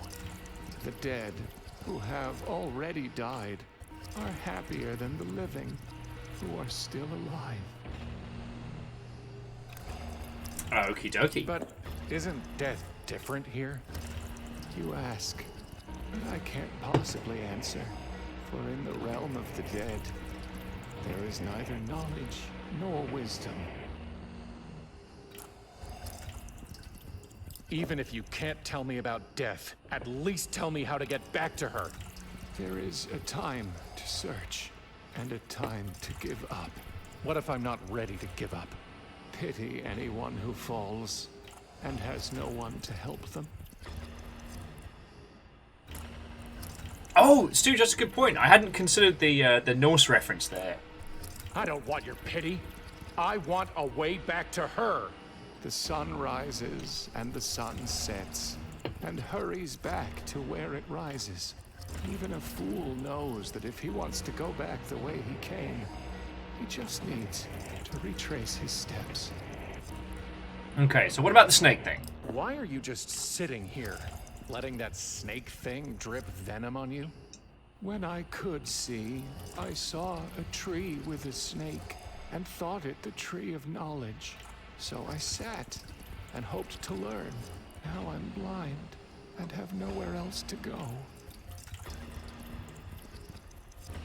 Is there anything I can do to help with the snake?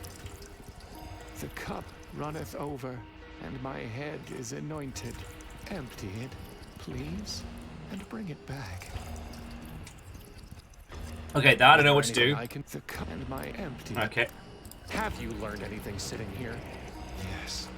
I learned that in much wisdom is much grief, and he that increaseth knowledge increaseth sorrow. Yeah, Riku and Riku, like the references are coming faster than I'm picking them all up. You know what I mean? I've learned that sitting under a venom tree is a really bad idea. What happened to your eyes? Did you feed them to that snake thing? No. I looked the wrong way for wisdom, and the bitter poison I saw left me blind. But in time, I learned that while the wise have eyes in their heads, and the fool walks in darkness, the same fate overtakes them both. So what is the fate of blind fools and wise men? Chasing after the wind. Chilies. I've got a feeling I'm gonna need a work order. Peeking ahead? Or have you guessed that what has been done will be done again? Well, if a fool wants to break free of a glass house, he only needs to throw a stone. I have lots of stones. Do you have any meat? Or bread? No. The fool folds his hands together and eats his own flesh.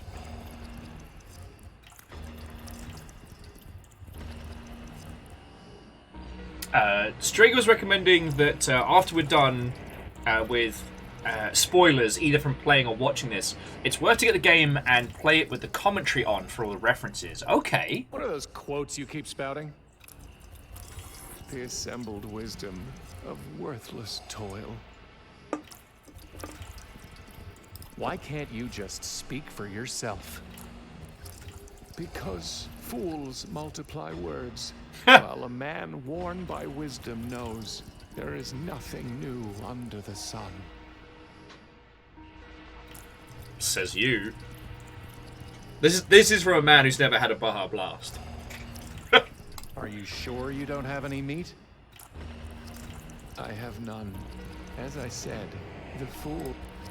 So what is this place? There used to be a tree here, and an old man. What happened? The wheel is broken at the well, and days have lengthened like a shadow. No, really, where are we? Seriously. And what happened to the carnival? Need an address. Do not say why were the old days better than these, for it is not wise to ask such questions. And as Baja blasts drip to point the man's shoulders. Alright, so. Goodbye. Remember the days of darkness, for there will be many. So we want to grab the bottle. By the looks of things, we probably want to apply the bottle to the bowl.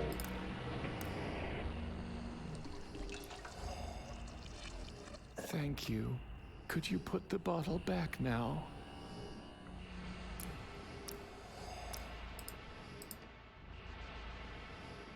I feel like a waiter.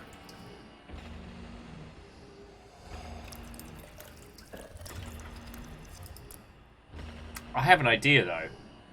We don't have a knife or a weapon, but the web could be melted. It's poison, not acid. Oh, pee off. I thought it was smart, Dark Floydo. I'm going to throw it at Tiny Man Me. Is that what you think you are? A poor martyr caught in the coils of circumstance. It should be her beneath the snake, succumbing to the drip, drip, drip of a death you cannot stop. 9E. Way ahead of you, Fred. Way ahead of you. You'd rather paint yourself a victim to blunt the pain of failure.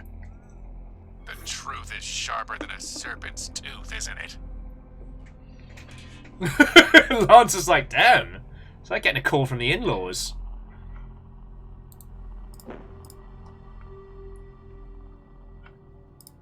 What's up, buddy? Is anyone there? 8-3?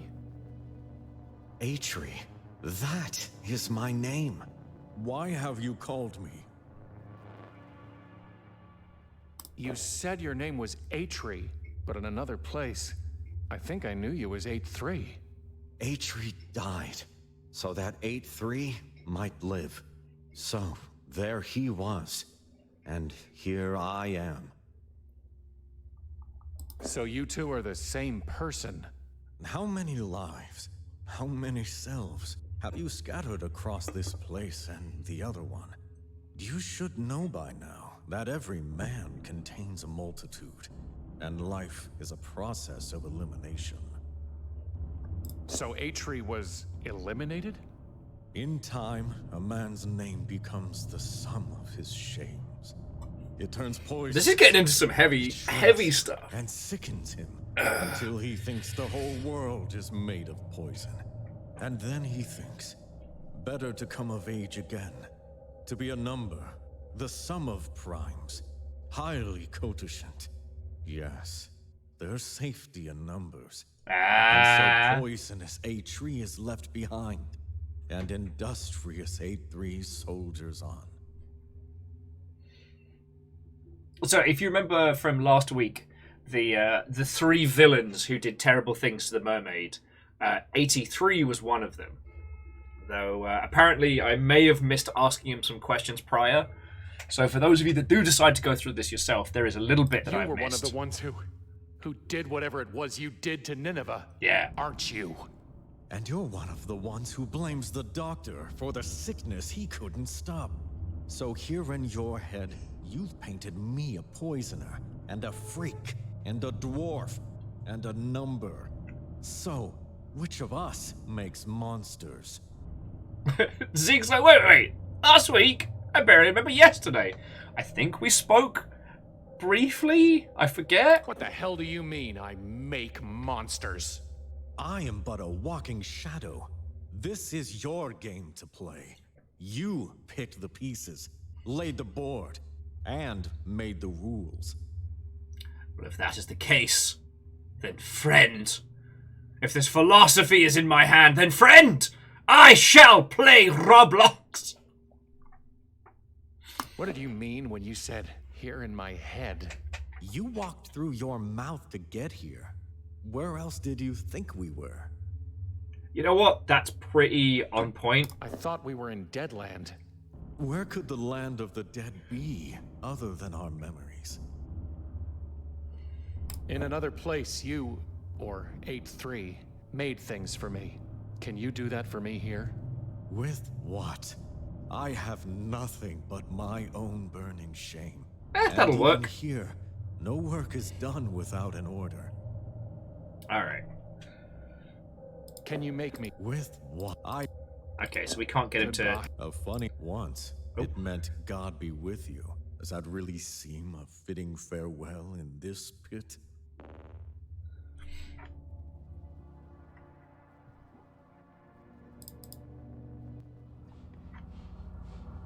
I'm sorry. That's not going to work.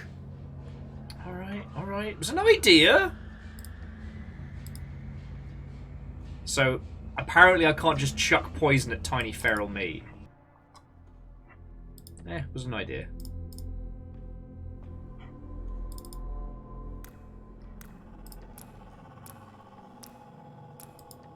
I'm done with branch breaking for the day. The bottle's already full. Okay.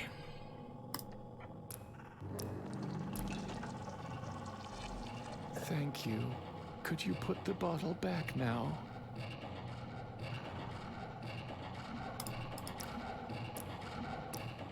I feel like a waiter. It's illegible. Oh, Let the G be miswritten. Alas, Allele, Alleluia. Is. Alright, so we just beamed the crow right in the face. Right straight in the noggin. No tooth. Tooth? And so we can't get him to write arse, because apparently we don't do swears.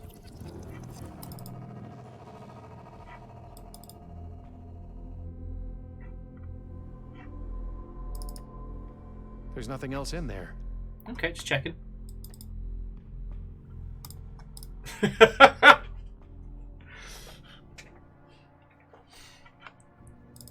Okay, here's a feckin' wild one. So I loved Final Fantasy X. And it was kind of initially implied that to acquire the summons, one had to go on some really, really terrifying, challenging, and sometimes just fucked up quests to be able to bond with the varying summons. And now that I am one episode behind, so no spoilers, dear please, but I've been watching a lot of Chainsaw Man. And through that, I'm kind of been revisiting that concept. You know, the idea that, you know, summons are great and powerful, but, you know, as bargains struck, there is a cost. I love the idea that this is the path of someone striking a deal with powers far beyond their understanding. It is an order, but how can I obey with no tool or material? It is a tool, not raw material. All right, what have we got? We got rock. Can't make anything but dust. All right, you wait here, mate. I'm gonna go see if I can find something useful in this inky void. At worst case, we can holler it, future us, past us.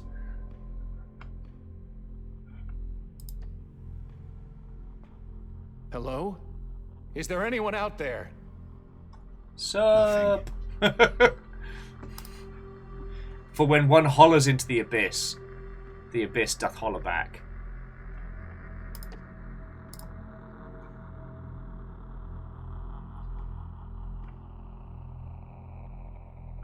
Okay.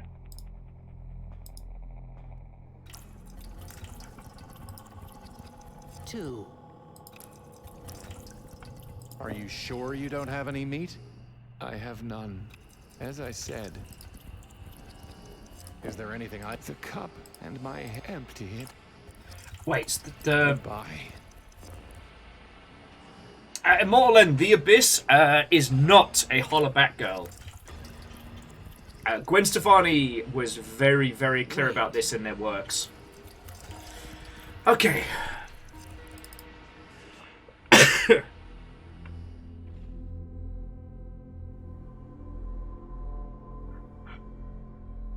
Okay. I'm gonna talk to Telephone Us just to see what they suggest. But I think it's a fool At least who... the line's not dead. I need to deposit a coin first. Oh, we're out of coins. Hiss. Excuse me.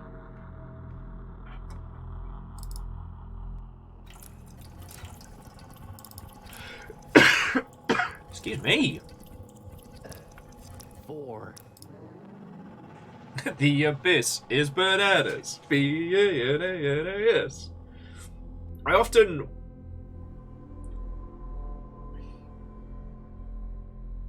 It's that thing... Excuse me, friends. I'm so sorry. I might have to go get a cup of tea in a second. I was going to say...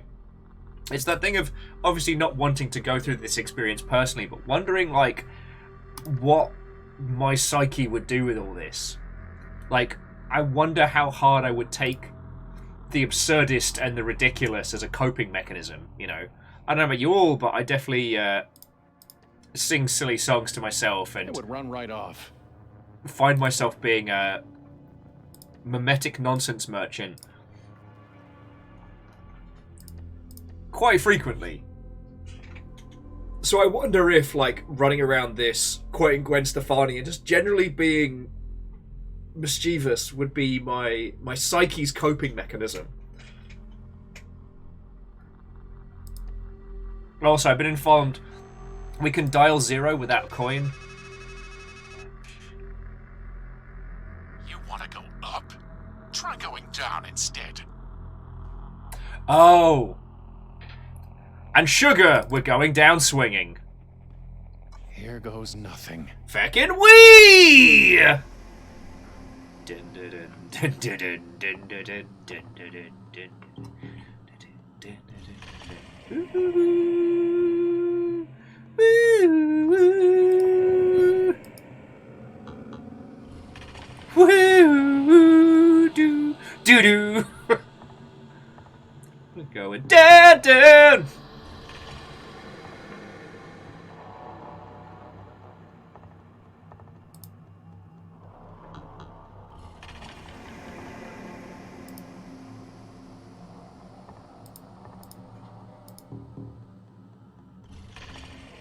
When am I going to hit the bottom? What bottom? Just missed it. Oh, okay. So we do need to go for the glowing blinky light. You can get it. I believe in you.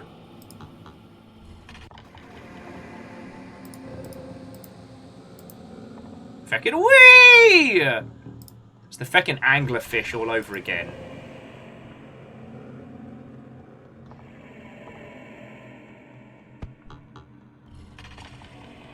What the hell? You? Yo. Yes, me. Now listen. In the world of entomology, yeah, cicada friend! Is an insect in its final mature state, typically winged.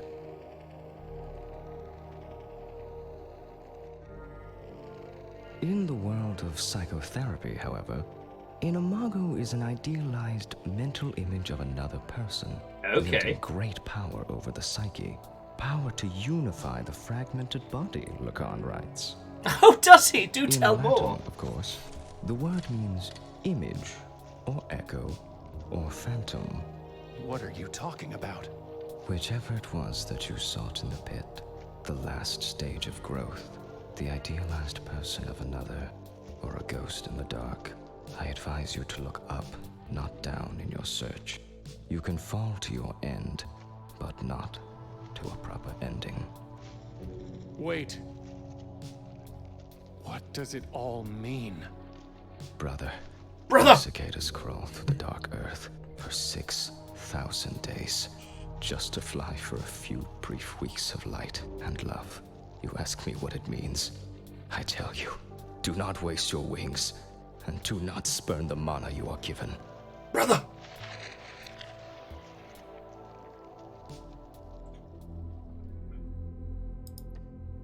I can't just pick it up with my hands. Regurgitant. Well, bottoms up.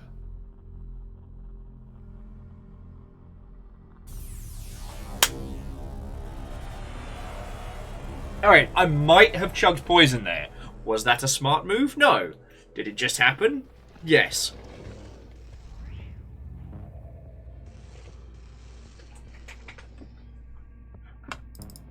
We're just not gonna worry about it. Well, I'm glad we're seeing eye to eye. I'm gonna scuff my boots on your tongue, me. Yeah, I just guzzled down a bottle of poison. That was not smart. But we should have an empty bowl now. Yeah.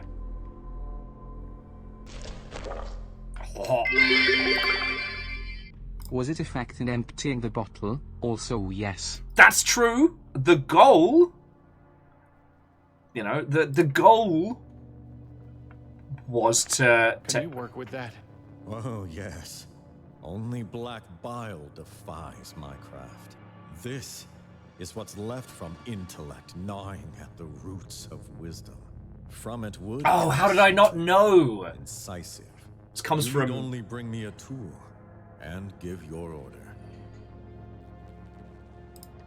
Will this do? Oh, he's got spindly fingers. I don't like it. Alright, make us the thing, please.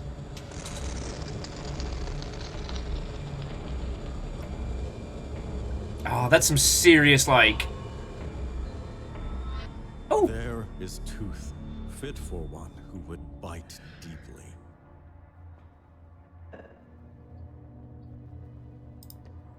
Thank I don't you. have anything to say to him. God darn it, me. You always come back to the knife. But has it ever helped you? Were you ever able to cut loose from misery? To strike a blow against your demons? Past me is a jerk. Dull. Oh, PVS. Yeah, I hope it all goes smoothly.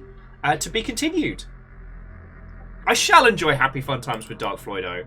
But then again, it's like I was saying, while this is very dark thematically, it's not so much as to be uncomfortable. in a strange way, you know? It looks a little like me. Or maybe I should say it looks like a little me. A lot like a little me. There's so many of them. Teeny tiny bodies!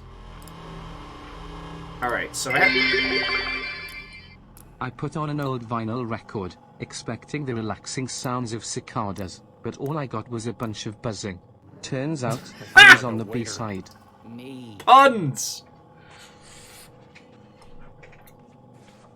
Why are you like this? Sorry, where are my feckin' manners today? Stooge and puns. Thank you both kindly, alright? So what we're going to do is we're going to make ourselves tiny, tiny poisoned man.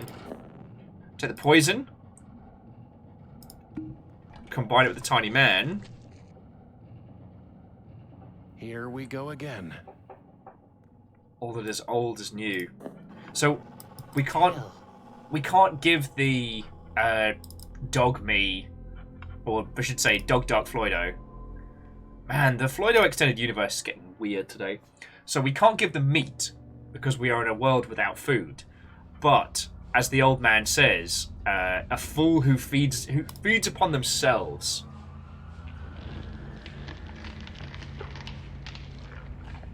So he's just gonna yummy down on. He definitely didn't look happy.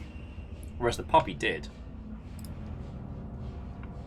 There's a note stuck inside. The world is a masquerade.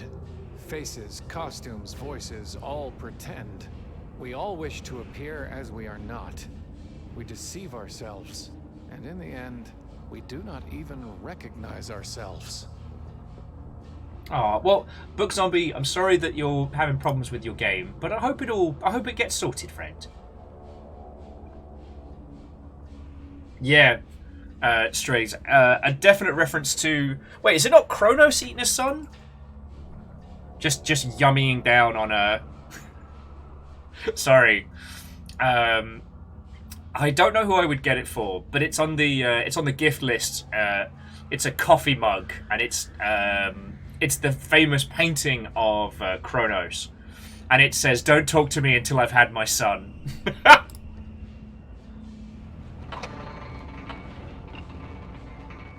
There's some kind of building where the crab was. Fucking crab. Bunch of mirrors. Okay. I liked him more with the grin. Hey you! Or is it hey me? Neither. We're all fakes. What's up, nerds?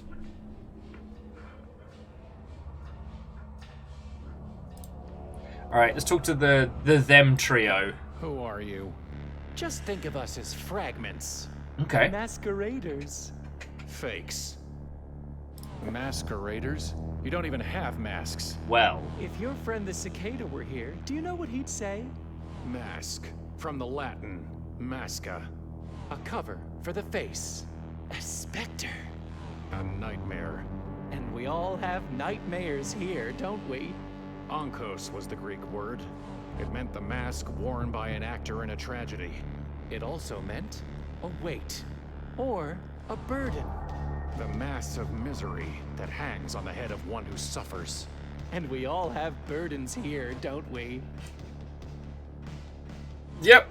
We are playing Persona -1. Let's go! Oh boy! Oh! Friends, I might need to do an early tea break.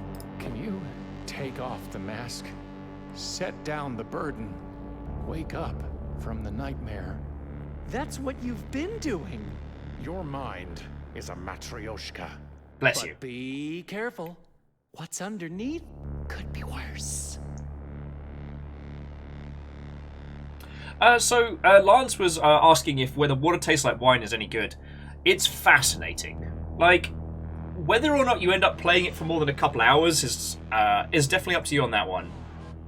But it's definitely worth having a look at. It does a lot with very little. I'll say that much. Oh, and that's fascinating. Novalis was saying that Saturn was originally just a Roman god, which later accrued the characteristics of Kronos. See, that's fascinating because I learned about Saturn as one of the separate deities that the Romans kind of added in, and that makes sense. Worse? Sure. I can't remember which other ones there were, but my brain's not going 100%. Under all those layers of overcoats, there's only a dead rat. What if there's nothing beneath? Didn't mean about the rat. Where are we? The Carnival? My head? Why not both? A Coney Island of the mind. Can you help me find her? The woman. I know you know who she is.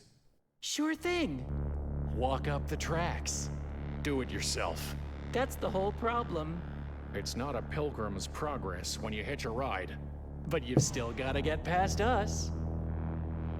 Get past you? Sure thing. Just need to look us in the face. And say please. Please? Sure thing. Just tell me this. Do you remember what you called me? The man you were?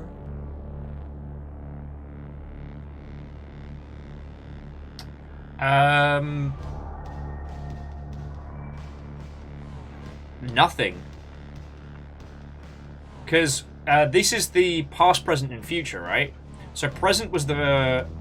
Was it present was the fool and future was the hanged man? I didn't call you anything. You left me a name by elimination. You called me a hermit. Why? Because we were going to be Oh, alone okay. Anyway. Soon enough. And how about me? The man before you. What did you call me? Do you remember? I called you a fool. I called you a fool. Why? Because we should have found a way to help her. Well, then, now it's my turn. The you who is to come. What did you say I was? Remember? The hanged I man. called you a hanged man. You gonna tell me why? Wishful thinking, I guess. Damn. Well, that's that. Except that you'll have to look at yourself again up there. Only it'll be worse. Up where? You'll see.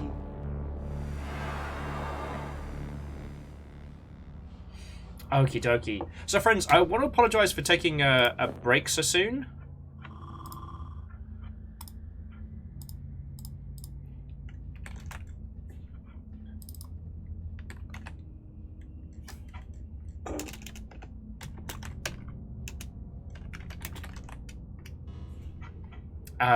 I desperately need a cuppa.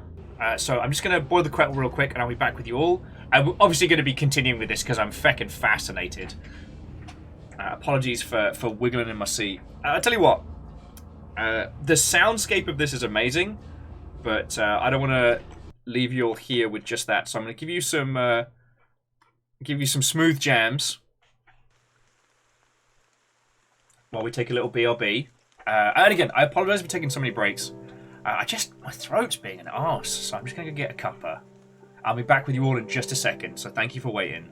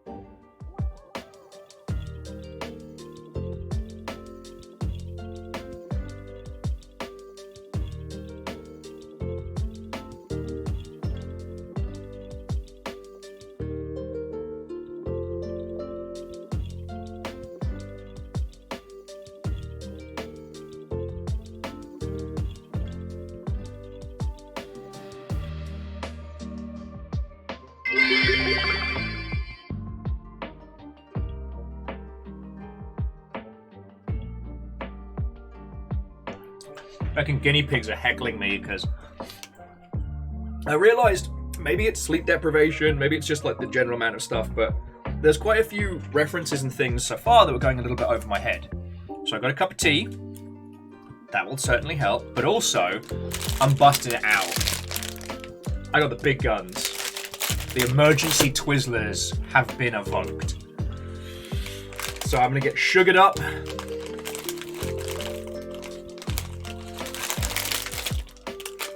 Because I was just getting into...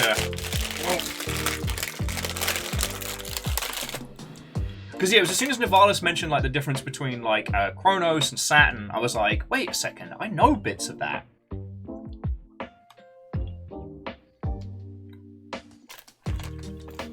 And what I don't want to do is do this game a disservice by not being properly present in the moment, you know?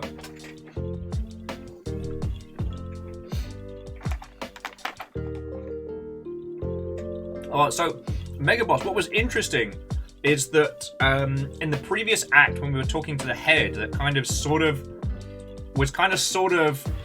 what's his name? Myrmidon. Severed head sees things. Very useful. Anyway, we read our fortunes and we had to choose those different parts. But we never did the past. We only did the present and the future because I was focusing on the puzzle. So, excuse me. So that's why the child never had a card assigned, because we never chose one for it.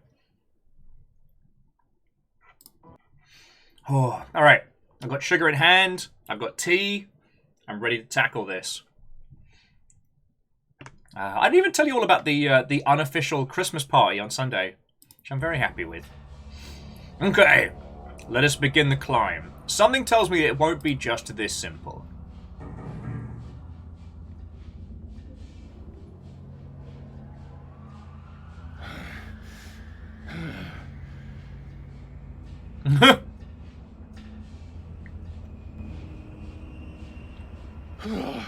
Hopefully that hike won't repeat itself.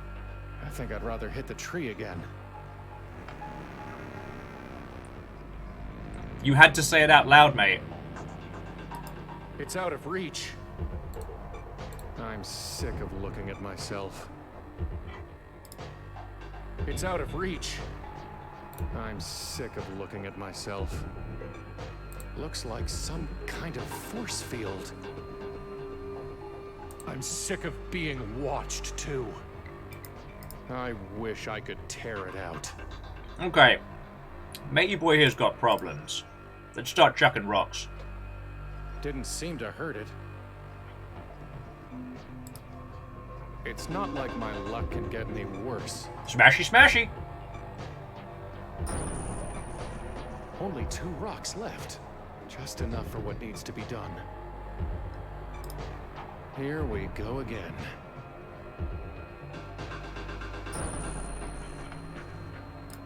Well, last one.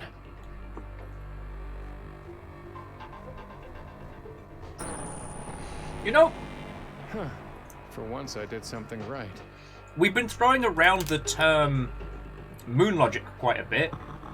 Ah, that hurt.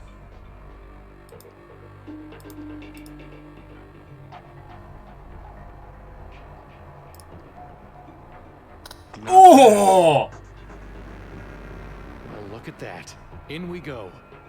I'm so sorry, friends. I did that on reaction. I was like, alright, what other items can we use on the eyeball? There's no way the knife will work. That's too... Oh, God! Yeah, when did we become a fucking sharpshooter? But no. We've been throwing around the term moon logic the last couple of times in playing this. But this absolutely adheres to dream logic. And that's why the puzzles aren't brutally stumping. So yeah, Crystallion, I don't disagree with what you're saying. That considering the aesthetic and the themes and the general, like, whoa! Of this whole thing, the moon logic isn't an unfair term to use, but it's things like, we pick up a pack of rocks, and we have exactly as many as we need. We can keep throwing rocks to the bird ad infinitum until we encounter a scenario where the number of rocks we have is applicable. Do you know what I mean? It's only because we are here that we have 3 rocks left. Do you know what I mean? Which strikes me very... Write your name to continue.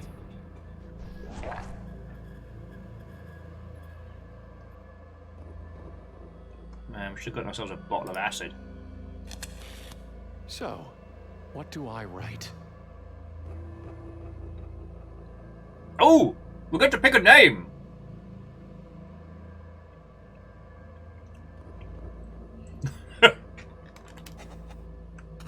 How would I erase it? This is a pen, not a pencil. Fuck.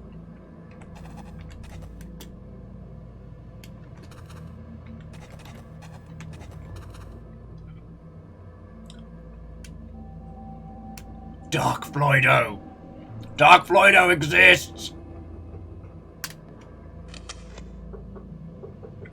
You did not write your name. Piss. Alright. What's up, mirror? Just an ordinary mirror. Hello? Hello? Well, I guess it's an eye, not an ear. Heh! There's no switch. I love lamp. It's a guest register, like at a hotel.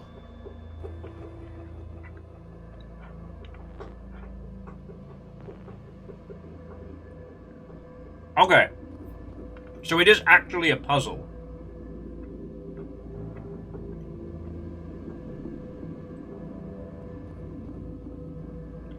Yeah, so Crystallion, I think now's the time we have to figure out his name. Yeah, Favor 6, that's a good point. What did Loki call us or himself? We can go back and ask him if no one can remember. Now, I'm not asking you all to do the, I'm not asking you all to do the heavy lifting on that one. Because at this point, yeah, we've only got the empty bottle in our inventory.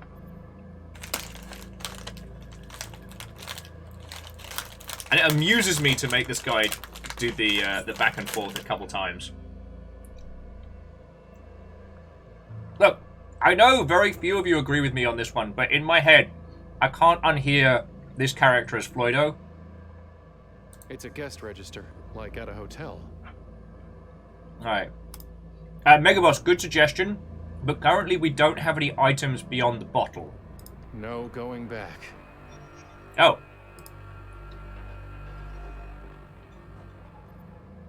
I'm not going to punch a mirror. Another mirror. It's out of reach. Again. Hey, it's blank again. Please write your name to continue. Well, Seattle, go get home, get warm. We're going to be streaming this for ages, so if you got time, come hang out. But don't freeze your fingies on my account, right? Yeah, and that's why he's Dark Floydo.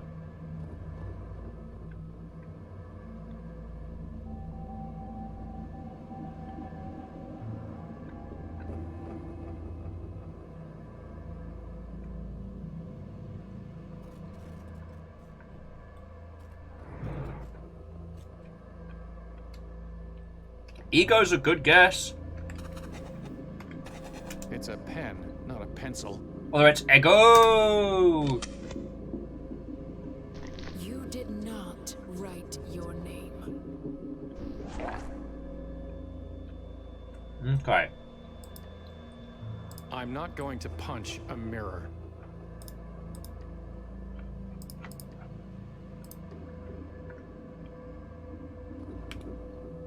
Oh shit, is it your name? Please write your name to continue. I swear by the old gods.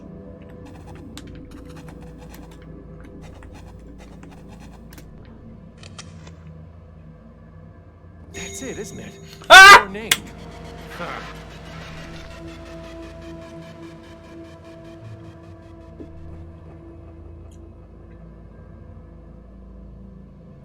Cheeky fucking mirror, I tell thee. Yeah, Mega Boss, that was all you. I was like, nah, that's gotta be a meme answer. Nope, it's the correct answer. Well, I wasn't planning on going back anyway. The man who takes the right path will find his cup runs over, while he who goes the other way will, by and by, be left with nothing.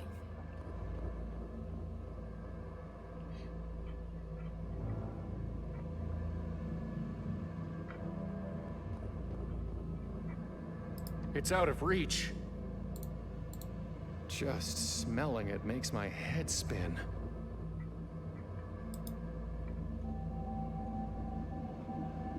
And they did say, take the right path.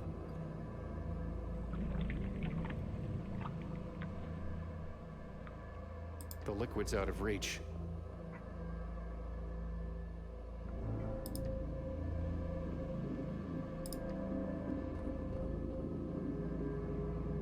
The mirror looked special, but it's just my same old reflection. Wait, what about the right one? Same old reflection. Same old reflection.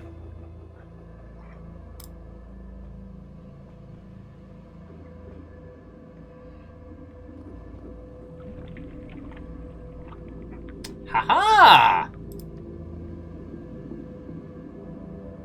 Because we went out of reach. Because we took the right path, the pool has increased in water, so we just got to keep doing some nice watery laps.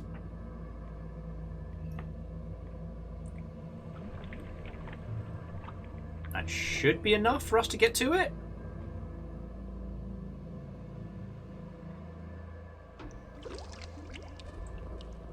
Whew, strong stuff. The good tea. Alright. Oh, sorry. Let's head back.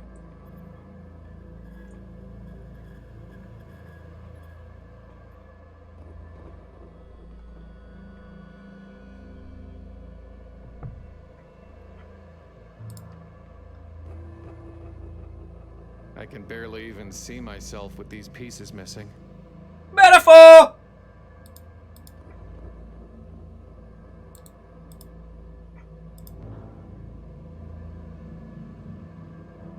Just smelling it makes my head spin. I can't just lean over and drink. Oh. Well, it worked for Alice. Let's get chugging!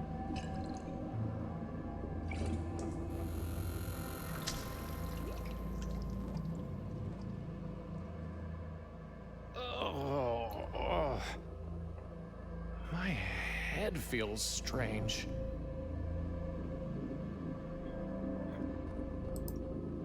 Yeah, I think you might be right. Now it might be time to drain it proper.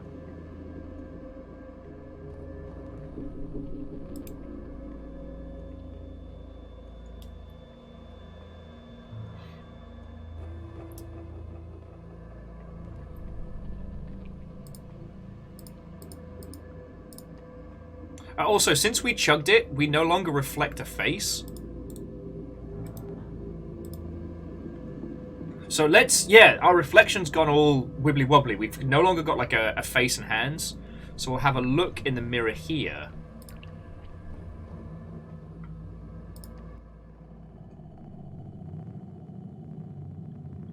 again. Where is it? What the hell? Quote the Raven, huh? All right. Ever heard of the mirror mark test? Eggheads use it to see if an animal really knows itself. You put the thing in front of a mirror. Right. And you put a mark on its forehead. Then you see, does it understand the animal in the mirror is its own reflection? Or does it just get mad and lash out? Everything from God to Corvids have passed it. And yet, here you are. Ah! Zing! Wait. Alright, there we go. Next shard. Oh, so you don't like the mirror? Well then, let me give you another mark to work with. Ravens mate for life. Actually, most of us birds are monogamous. Which means that thing you humans find so romantic. You're not spotting yourselves in swans and turtle doves. You're admiring the avian in humanity. It's the closest you'll ever get to flying, really. Huh.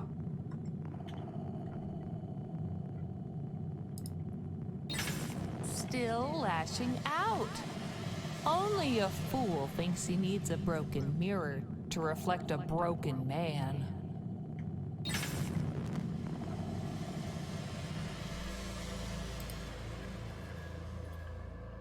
Okay.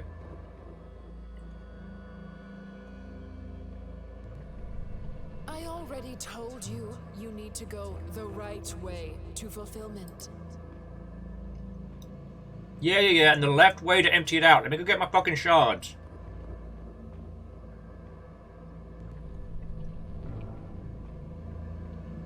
Sorry, I forgot the party shards. A little broken glass never hurt anybody, right? I would say the exact opposite, sir. The exact opposite. Too slow. Always too slow. Ah, peoples. Well.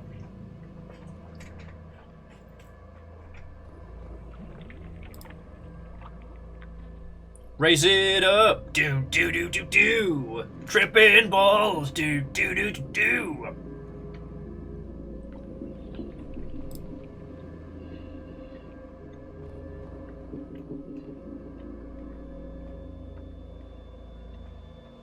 But yeah, sorry. Going back to it. What's fascinating about this is, again, it is absolutely that kind of that internal dream logic that it follows an understandable path, right?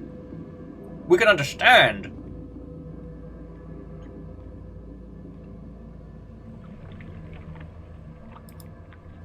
the how and the why very clearly. Because it's based on that, oh, this just makes sense in a dream type logic, rather than that more kind of traditional, sort of bizarre moon logic. It's shattered. Okay. Sorry, that was a completely asinine sentence. What I mean is, if you compare this scene to, say, the Discworld point-and-click games, which are, in my humble opinion, some of the absolute worst.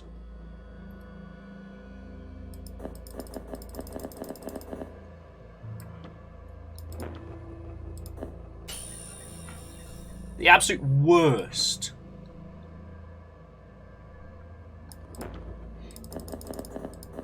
When it comes to, like, accursed moon logic.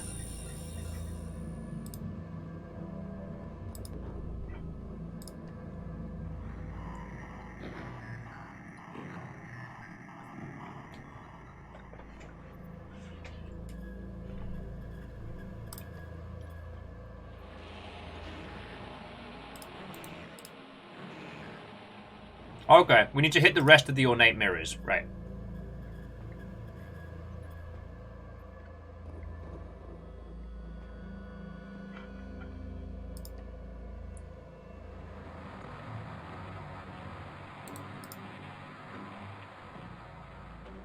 Oh yeah, sorry.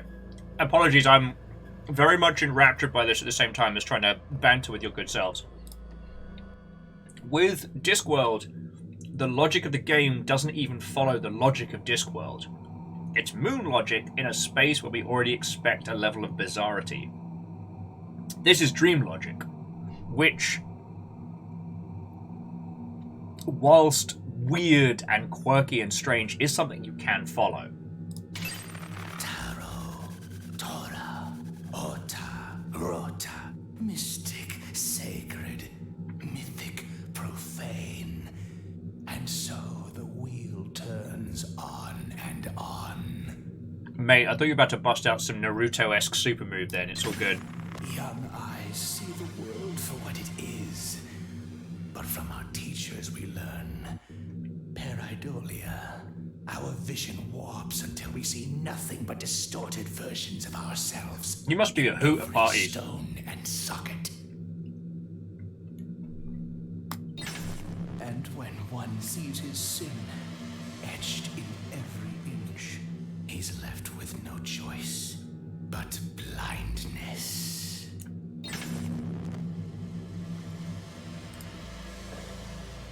Okay, a few more shards, and let's go for the trilogy here. Aside from the shard I kicked into the pond.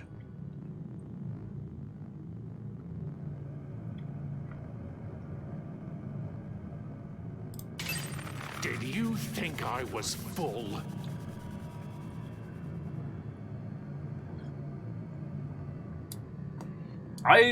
The Crystallion, I think the Fenrir, considering the snake and the other Norse references, I think the Fenrir reference is very valid. That I was gone. No. I will hound you until I swallow your son.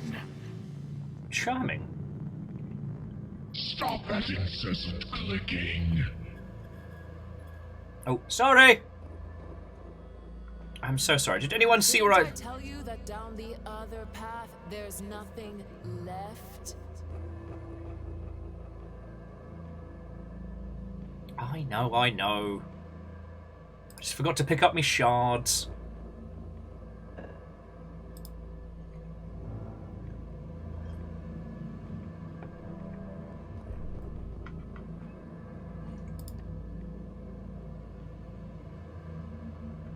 Alright. It's puzzling time. Well, it's progress. The face is progress. Boosh. I done him.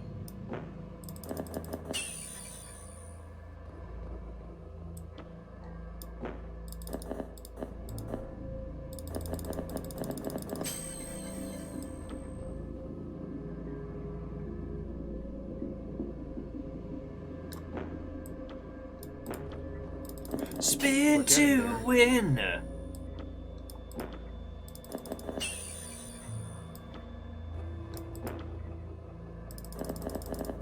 Almost got it. One more shard. You remember that time I punted that shard into the water? Do you remember that one? Yeah, I think we gotta drain this party out.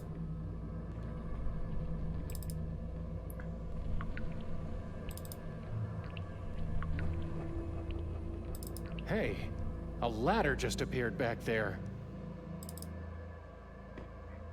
Haha! There's no way this leads to anywhere bad! Funny. No bottle down here. But yeah, also the dream logic, or the idea of this all being Cyclopean eye with a mirror shard stuck in it. Yeah, I'm real sorry. The idea of this taking place inside the psyche, or in a place outside of space and time, definitely leads to the kind of the dark carnival aspect, but also understands why a character keeps going. You know. A Cyclopean eye. I just pulled one out. Alright. I guess quick pixel check. Back up we go.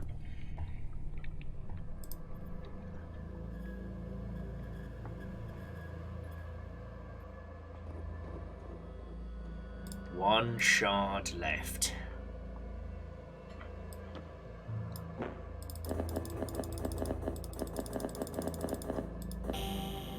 There.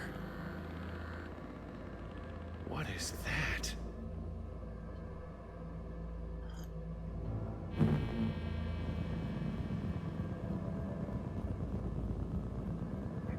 That, my friends, is a death laser.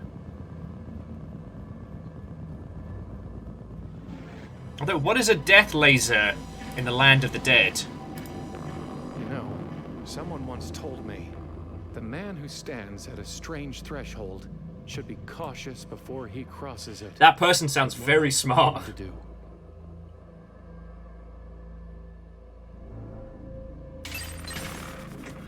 This seems fine. This seems fine. This seems fine.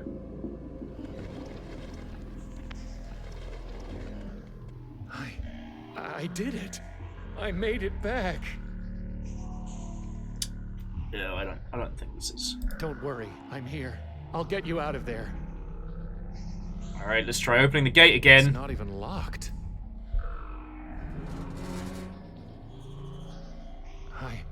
I'm here. What? What is that?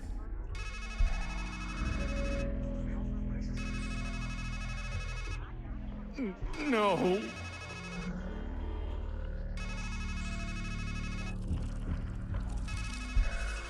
Oh, gross, dude. Don't vomit up a telephone. Oh, he's going to vomit up a telephone. Oh, this is always my favorite part. Like I told you, you always drop the ball at the end. Is it me? Am I the ball? No. Don't bother. I'm already inside your head. You know that. I've always been watching. Watching you squander and ruin every single good thing in your life. Did you think you could win? Idiot. Take a good look at the setting you made for our little escapade. In your heart, you knew this was a carnival game. You knew life was a carnival game. Rigged from start to finish. It was never a matter of winning. Just a question of how much you would lose before you realized it was time to quit.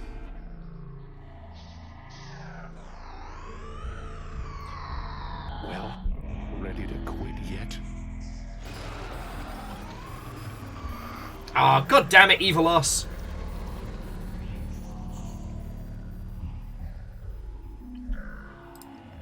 Okay, so we're back here.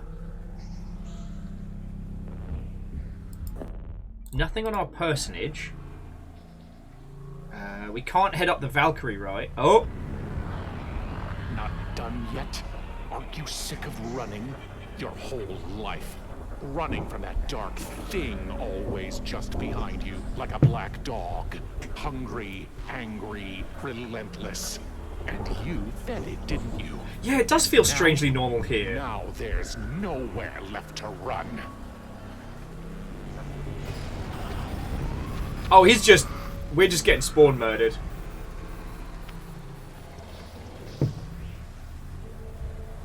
Piss! And Lizzie, I'm sorry to hear that They're too heavy to lift. I'm sorry to hear your flight got cancelled, but I am glad that you didn't get stuck anywhere. A good friend of ours got stuck in Vancouver Airport last night and had a very bad time of it. Enough. So, we're just getting spawn camped by the thing with shadows. Shadow you us? Never escape them, unless you go into utter darkness. But you failed even at that. Yeah, he is just spawn camping us.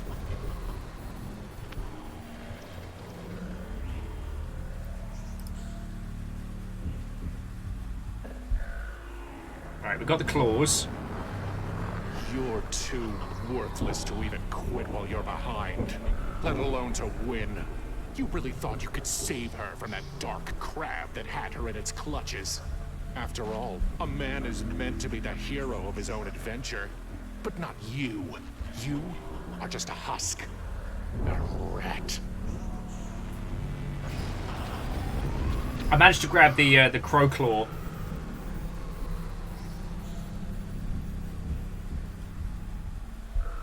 They don't have a cutting edge. Oh, piss. I can't move with this noose. Alright, so we've got to keep an eye out for something You of all sharp. people should know the playwright's truth. Death is never a tragedy. Death is where a tragedy ends.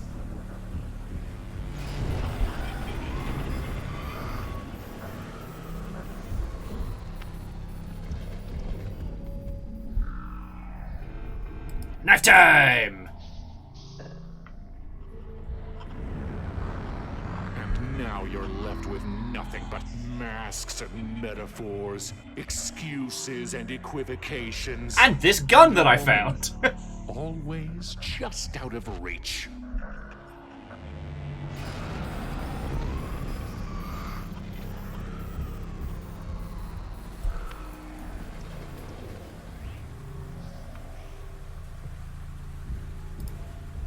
I've fallen enough. There are the tracks leading to the cage, leading to her.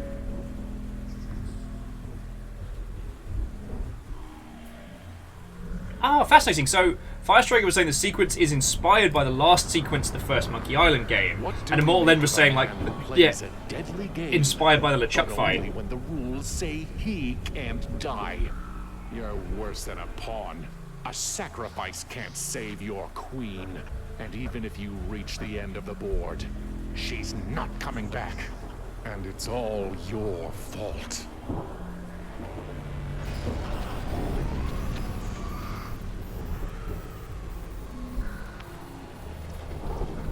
Okay. But now we have the claw and the dagger. I don't think there's... Oh.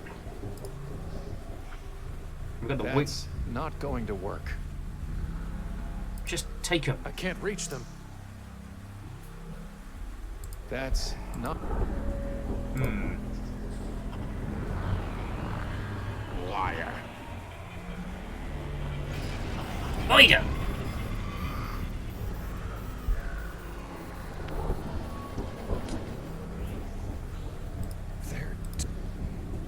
How would that even work?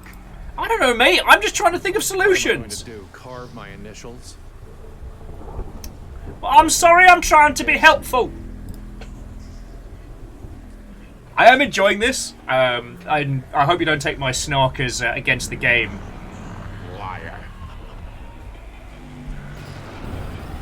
But repeatedly murdered us. Now is not the time for snark! Okay, so we have the dagger now.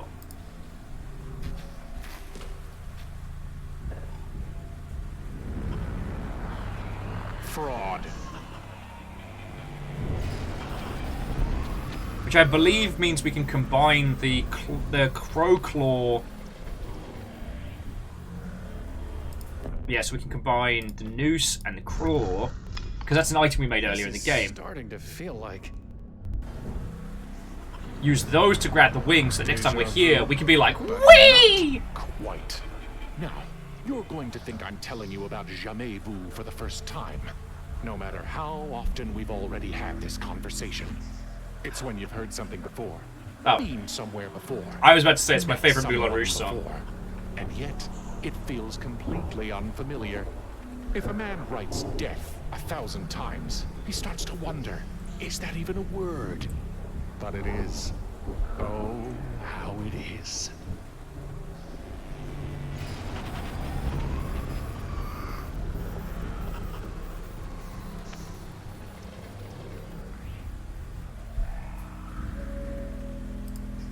Yeah, grapple hook the wings. Everything I learnt in life, I learnt from the chicken pulley. Now we're getting somewhere. No. You're on a journey to nowhere, and you're wearing yourself to nothing.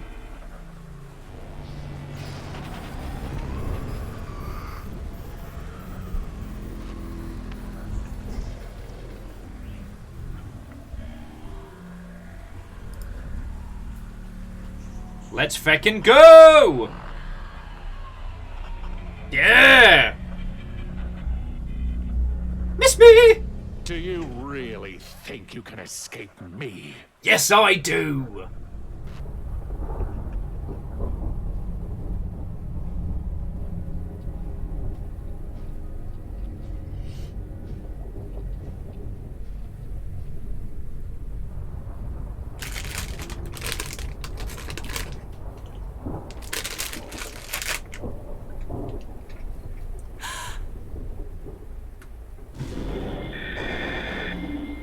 I've got you. That was not an elegant landing. I did it. I made it. But the dark thing, it's right behind me. There is no Oh, fuck! thing, you liar. These symbols are evasions. Crows, crabs, clowns. This grab bag of myths and masks and make-believe. It's all an evasion. Fuck a duck. She's dead. Do you understand? You can't talk your way out of that. You can't cut your way out of that. You can't imagine your way out of that. This figment, this fragment. Savor all you want, or don't. It doesn't matter. She's a fake, and you're a fraud. You already failed. You didn't save her. You can't. She's dead. This whole carnival is a lie. A funhouse mirror. Because you're too ashamed to look in a real mirror and see who you really are. You know I'm right. The only thing in your whole damned adventure that's ever been true is what I've been saying. I am your mirror.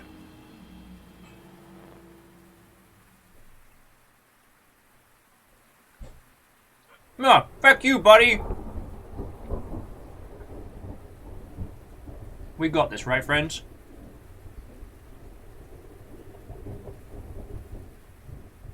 Reject the darkness inside! Because what you don't know, dark reflection of me, is that I've been studying the ninjutsu arts! He's lying. Yeah. He's telling you facts. But what a mirror can show is a dim reflection at best. Yeah, you hear that? Our lives, ourselves, they're more than just facts. They're truths. And all those symbols let us see the world's truths through the eyes of another, as a lover's eyes show us our own bright selves. You saw me, and I have never stopped seeing you, my love. No. But are you dead? Yes, dead, not gone. I'm here, aren't I? But what about the bad guy? He was a butt. And that shadow of me, he's here too. If there's a shadow in your mind, it's because there's a light in your mind to cast it. You thought I was the light, but it was always inside you. I saw it. The whole world is full of lights, shining in the darkness. Actually, like it was the a sky talking is full cicada. of stars, and the field is filled with fireflies. It was a talking You cicada, thought and he was I very felt nice to you us. as you fell through darkness, but you were the light I saw. We caught each other. In here, out there, our light is still shining. Sorry, I just And now, once more, you need to spread your wings and fly toward that light. Mortlen said the Kingdom Hearts is darkness. It's light, and it's like as our character pulls out the most messed up keyblade you've ever seen.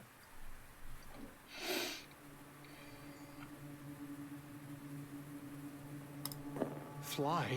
But I can barely stand. And I wrecked the wings when I crashed. You have what you need, my love. He has nothing. and he will fly nowhere. I'm sorry, I keep... Beyond this gloom in which you're hiding, there's just reality, as hard and sharp as a knife. Out there is what you're running from. Your black dog, your dark thing, your shadow. We are the reflection of a life you can't look in the face. Don't look it in the face, my love. Look it in the eyes. And soar. Aww.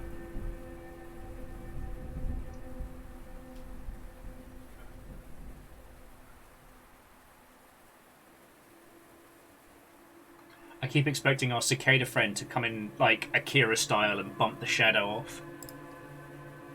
This was never about saving me, my love.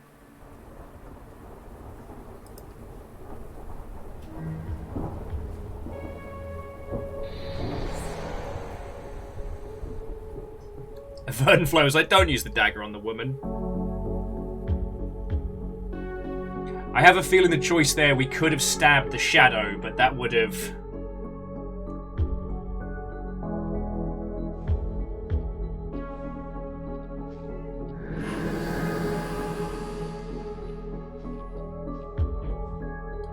if you can see the curls of the mind there through the clouds.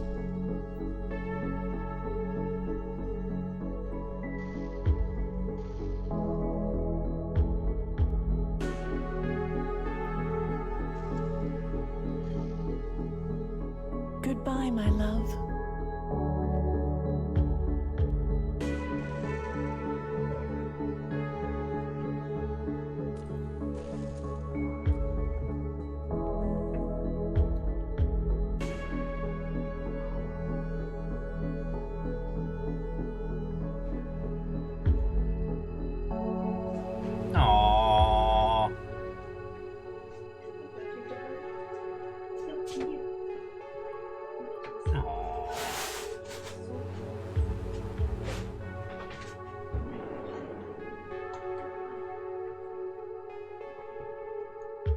Lovely game. I have a feeling that the other endings would have been like attacking the shadow and then rejecting it wholesale, and I guess the fourth and final ending would have been, it turns out it was all run by a Shiba Inu from a control center. The true ending, the dog ending.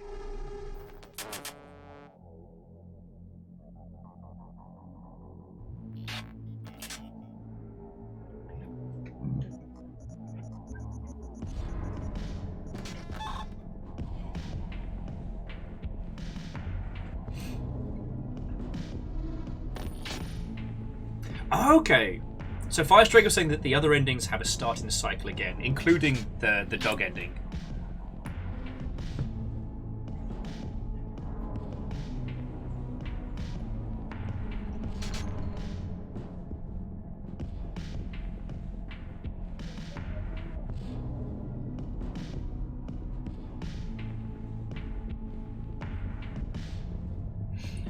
Abe Goldfarb was the Stranger, Super Ego, Gerdstorm, Strange Scribe, Strange Clown, Stranger Crow, Stranger Dog, The Three Stranger Tears, and Mirror Dog. Stephen Kelly played Fimble Famby. Marina Guavi played the woman and the telephone operator. Mike Pornin was 8-3. Mike Pollock was the clown. Elsie Lovelock was Nevive, the stream maid. Lucas Schmumann was Murmur the Magnificent. Tom Shalak as Rota the Mirror Rat. Patrick Langer as Mayor Murphy. Abby Whale. Brittany Lauder. Dara Seisman. Ivy Dupla. Alice Yolman. Victor Plung. James Spanos. Mark Yolam. And Dave Gilbert himself. I failed at reading out all the names there. What a wonderful game. Lance, I wholeheartedly agree. Even though the end credits are kind of like a generic unsettling, this was definitely a game that ended on such a wonderful and positive note. I'm glad there wasn't a waking up on a bed angle, and there wasn't a like, oh, it was all a dream. Because this is as metaphorical as it is kind of, you know, mindscape.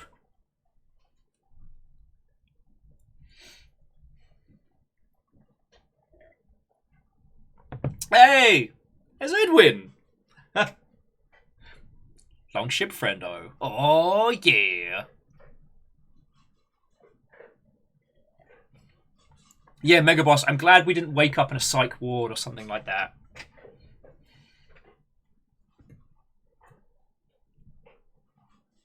Like, this was very much about the emotional journey. The outcome was very clear, and the specifics are almost irrelevant. So there was a few that we missed. We escaped Strangeland. We gained the final knife and exited the Hall of Mirrors. We beat the crab! Persuaded Niven to beak. Released the dark thing. That was probably ill-advised. Got a beak. Starting out. We didn't do some stuff with the gob. I guess there was a bunch of ways I didn't get myself killed. Oh, there's probably an achievement for like not releasing everything inside Pandora's box. But we did hear all of the clown's jokes.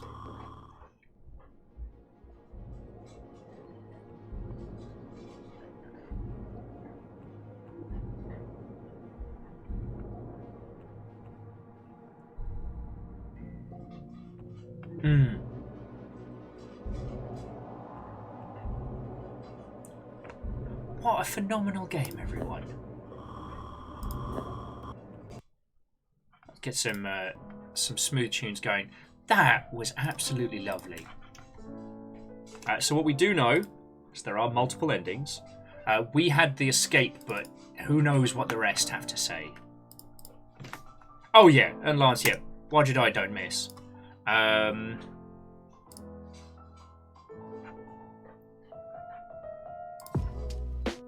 that took us, what, about 5 hours, give or take?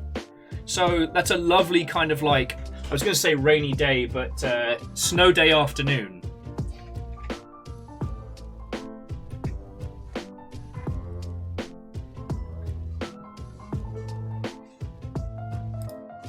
God, I think I'm gonna have to do it in my downtime, but I'm definitely gonna try and go through it with the commentary on. Because the thing is, we missed Big Talker, which was talk to all the major characters. Who didn't we talk to? Oh god, the sharpest shooter is winning the sharpshooter game while the speed's turned up.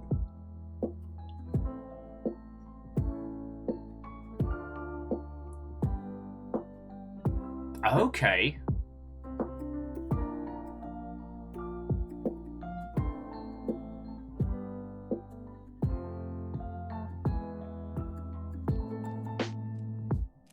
Oh, I'm so sorry, friends. I was looking over the achievement list just to see what we missed. So we didn't die in every way possible. And there was one called Heads I Win, where we last as long as Rosencrantz and Guildenstern. That has me fascinated.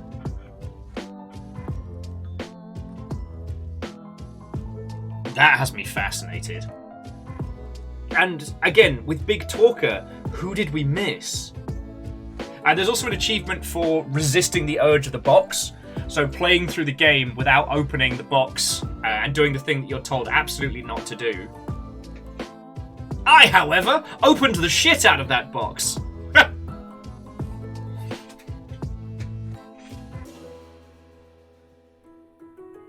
Yeah, Mortland, how many times did they flip heads in the play? And I guess there was a means for like doing coin flipping. But I guess we didn't try using coin on self.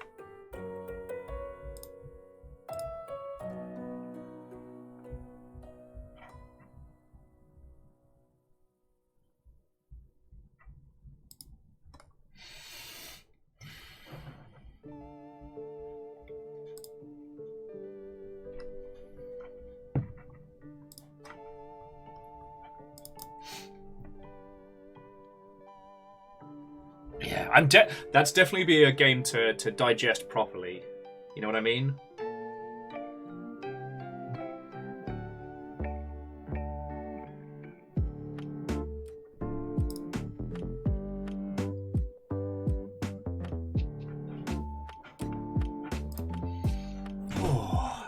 Do any of you have any thoughts or feels?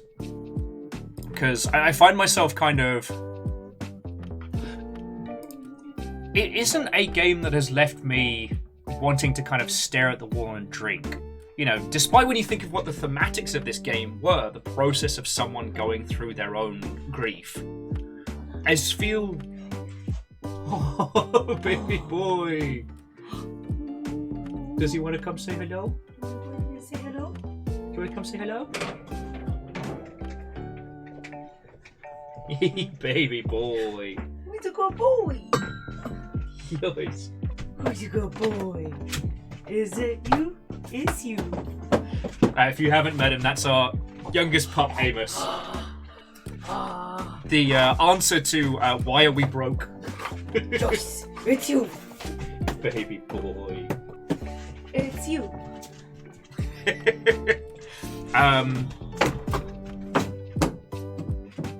Joyce, hello. Off before you go work.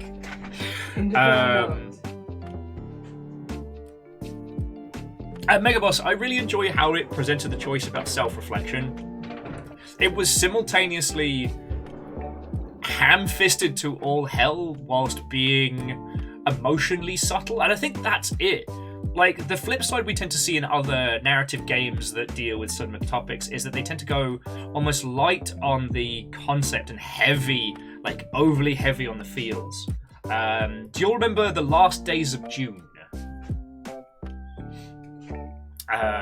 That was a very, very good example of where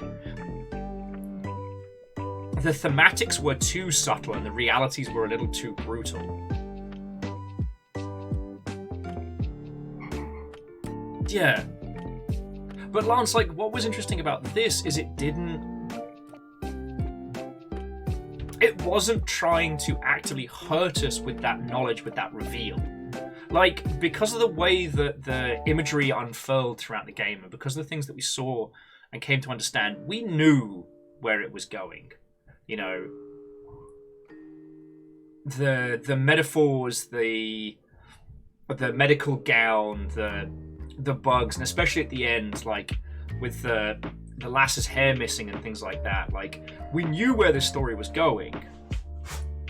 The game made no apologies or attempts to hide it. So it wasn't about a grand reveal. It wasn't about, you know, you are Kaiser Soze. Much like our character, we knew this. In our heart of hearts, we knew this throughout. So acceptance was a huge part of this. Do you know what I mean?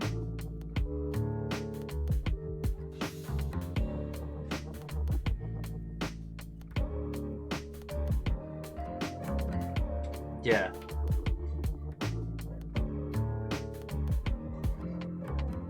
And it's one of those things that I simultaneously want to know everything and wish to know less. So, like, the Norse mythology, like imagery and iconography, I thought was an interesting mix. Rather than going for kind of like a just standard, you know, Judeo-Christian like iconography as a setup.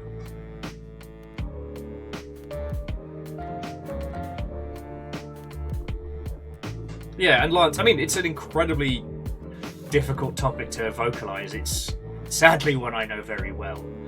And it's interesting to see because,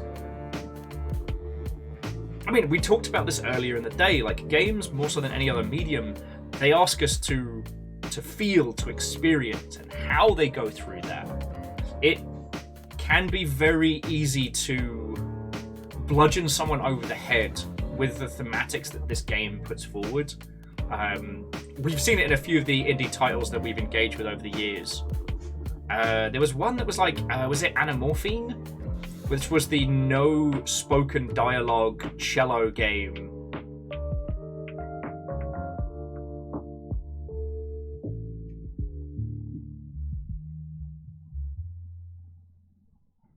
Yeah. And so Firestrager was saying that they find the stream made really interesting. The doctors are saying they're making her better, but it was hurting her.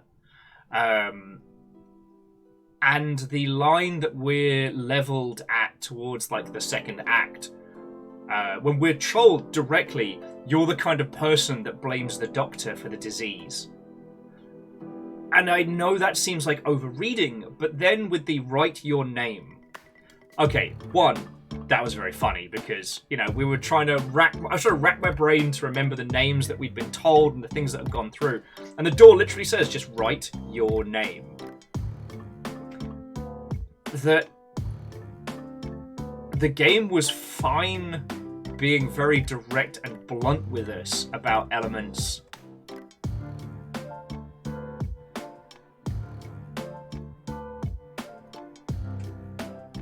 But again, I'm so glad we didn't have a wake up in a hospital bed ending, or this was the conveyance of something very personal. Both the character's experience and I guess ours going through it, and whatever it was that inspired the team to make this title.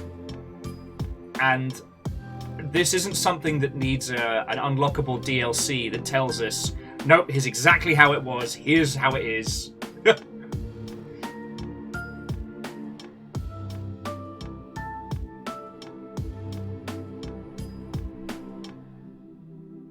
And with the framing that we now have, like, a lot of the characters take on varying points. Like, weirdly, the one that springs to mind is the clown at the beginning.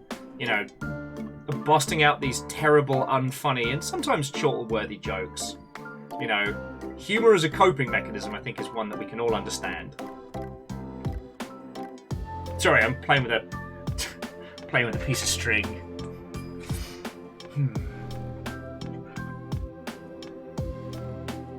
But no, this was feckin' brilliant. This was feckin' brilliant, friends.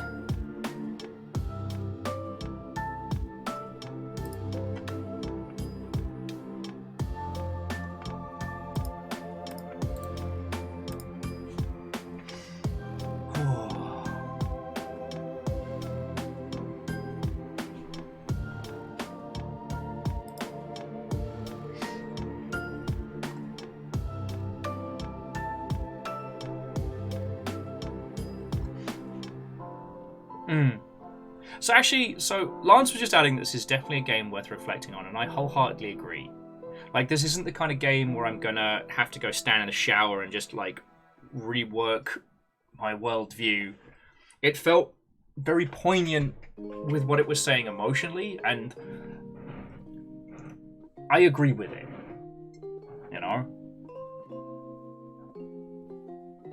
Restless Fruits, oh, I'm sorry. It's a very good game. I recommend playing it.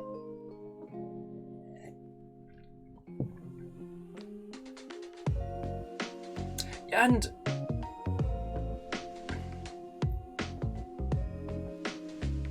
I don't know. You go through things like this, and it hits everybody in different ways. There's no way to describe it. There's no way to prepare for it, and hell, explaining it is damn near impossible. But being able to convey it, at least emotionally, it feels less like busting open a bad memory and more like, yo, I get this. I understand this.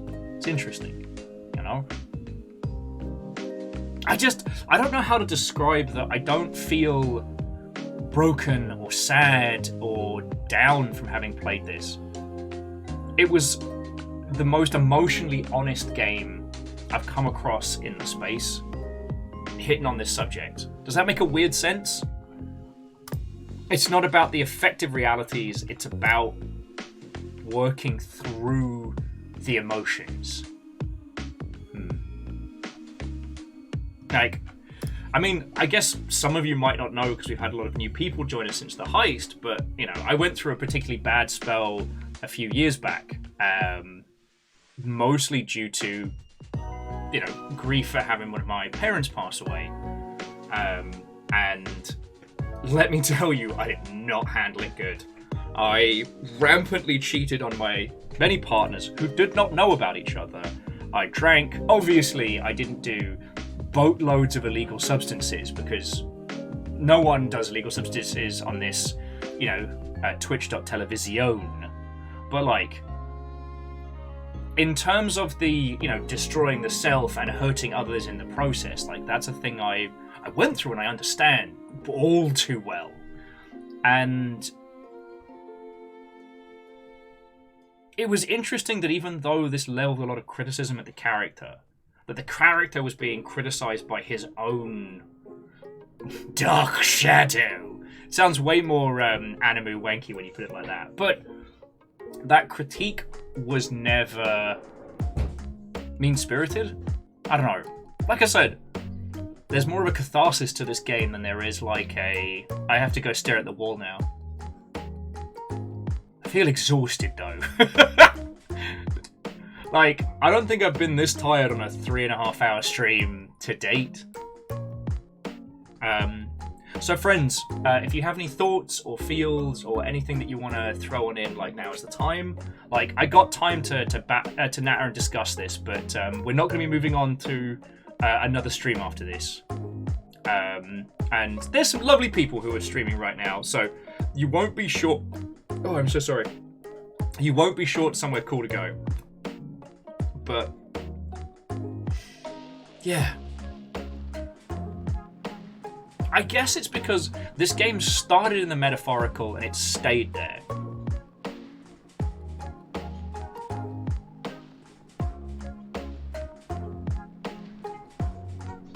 Oh, Lance, you're entirely welcome. And Strays, I can understand that reading of the shadow, especially whenever you ask it for hints. It's simultaneously critiquing and telling you you're wrong and that you're horrible, and pointing out how dumb you are for not seeing the obvious. Like, there's something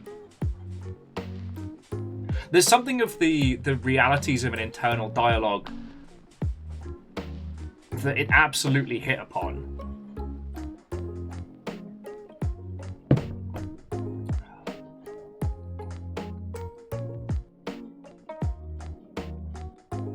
Sorry, my brain was just going like, yo, if this game had been made during the 90s, it would have turned out that we were the serial killer inside the asylum. Ha ha!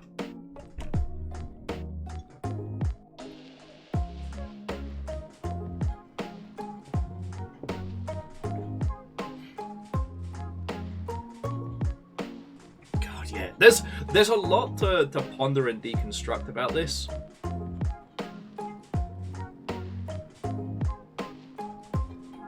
So yeah, this was an incredible game. Again, for those of you that didn't see it, it's available on Steam. There's also a director's commentary, which I think I'm going to have a trundle through. I think this is the kind of game that deserves it. Do you know what I mean? Oh wow, and for those of you who didn't see, PVS put up the entirety of the Longship nonsense. The Longship Edgar Allan Poe in Discord, and oh boy!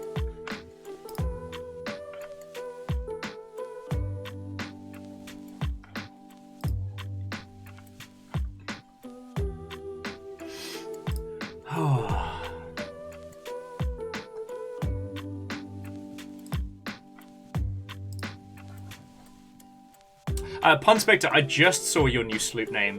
The Cuddle Buddy. The Cuddle Buddy. As in Cuddlefish.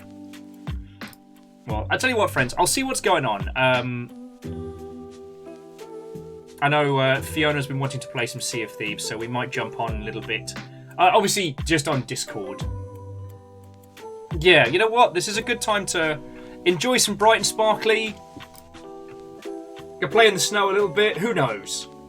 But this has been a really good day, friends. And I'm so glad we played through this. Okay, so to recap, tomorrow we are playing Infra. Thursday, Will You Snail? Friday, Sea of Thieves! And then Saturday, Bloodborne. And that will be Bloodborne on Christmas Eve. So we may have a Yarnum Christmas Miracle. Just look at the calendar over there. And as a reminder, Orange Boxing Day. On Monday, we'll be doing some Half-Life stuff, because that's what we're about. Oh yeah, Lizzie. Not only am I British, I'm British work from home. Snow is a whimsical musing for me, as opposed to the obnoxious end-of-year threat that it is for the Canadians. Love it. Right.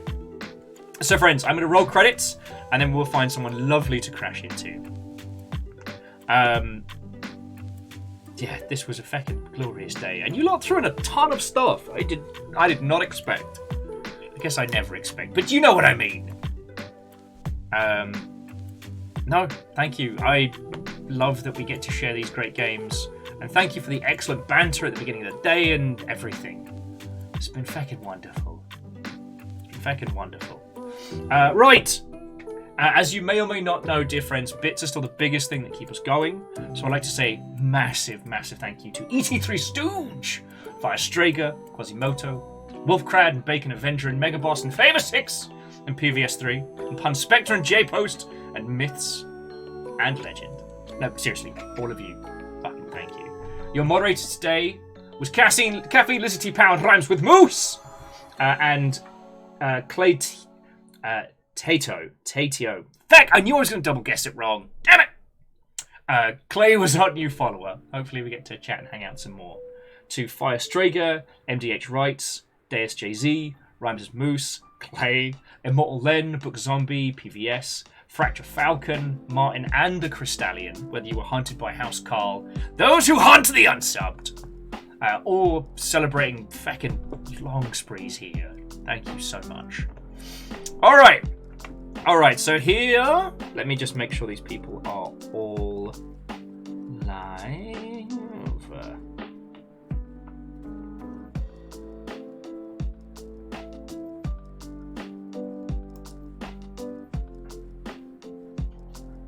Okay, I can offer you the Callisto Protocol, the Dead Space but not Dead Space. I can offer you some Hollow Knight, or I can offer you some of The Witcher 3. Callisto Protocol, Hollow Knight, Witcher 3. The choice is yours. The choice is yours.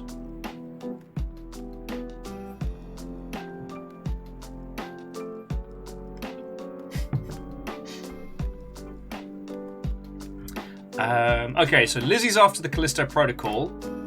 Megaboss is after a spot of the Hollow Knight. Witching in the late hours. Alright, first 1 to 3 gets it. One for each of the... Rogue Keychain. We're bringing our adventures to a close a little earlier than usual, but we just came to the end of the Strangeland, and it was a wonderful game. And honestly, I don't want to jump into something whimsical after that, because it was such a beautifully complete kind of ending.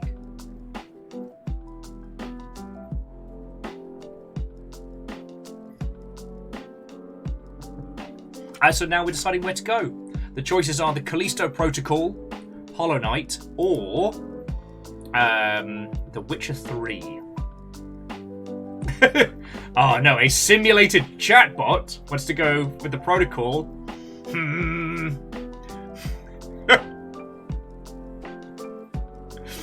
That's 2 for the Protocol. I mean, robots are respected in this here household, let me tell you.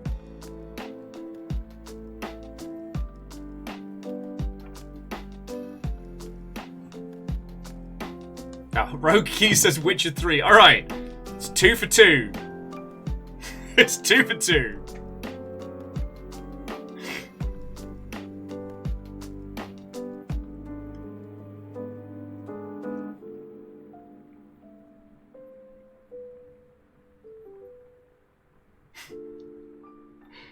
Hello, Perios. How are you doing, friend?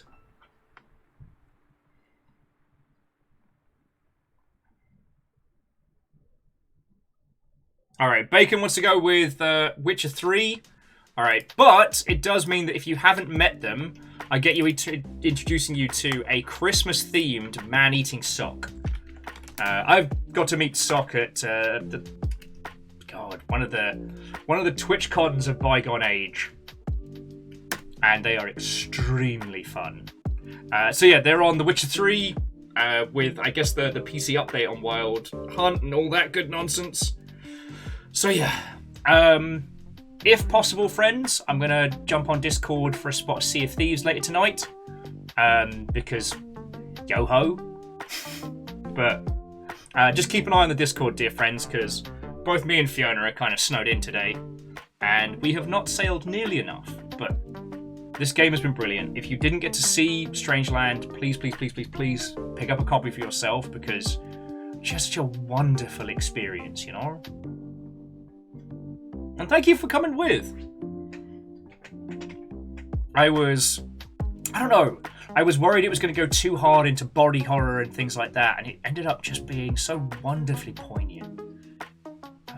Alright, sorry, you leave me to talk about this thing, I will natter all of your ears off. So, have a lovely rest of your evening. Tomorrow is Infra. If you haven't seen that game, you need to let me show you, because it's phenomenal. But that's a tomorrow thing. For the rest of the evening, have a good night. If I see you on the Sea of Thieves, then brilliant. If not, I'll see you tomorrow. Have a good one. Be safe in the snow. Alright? Alright.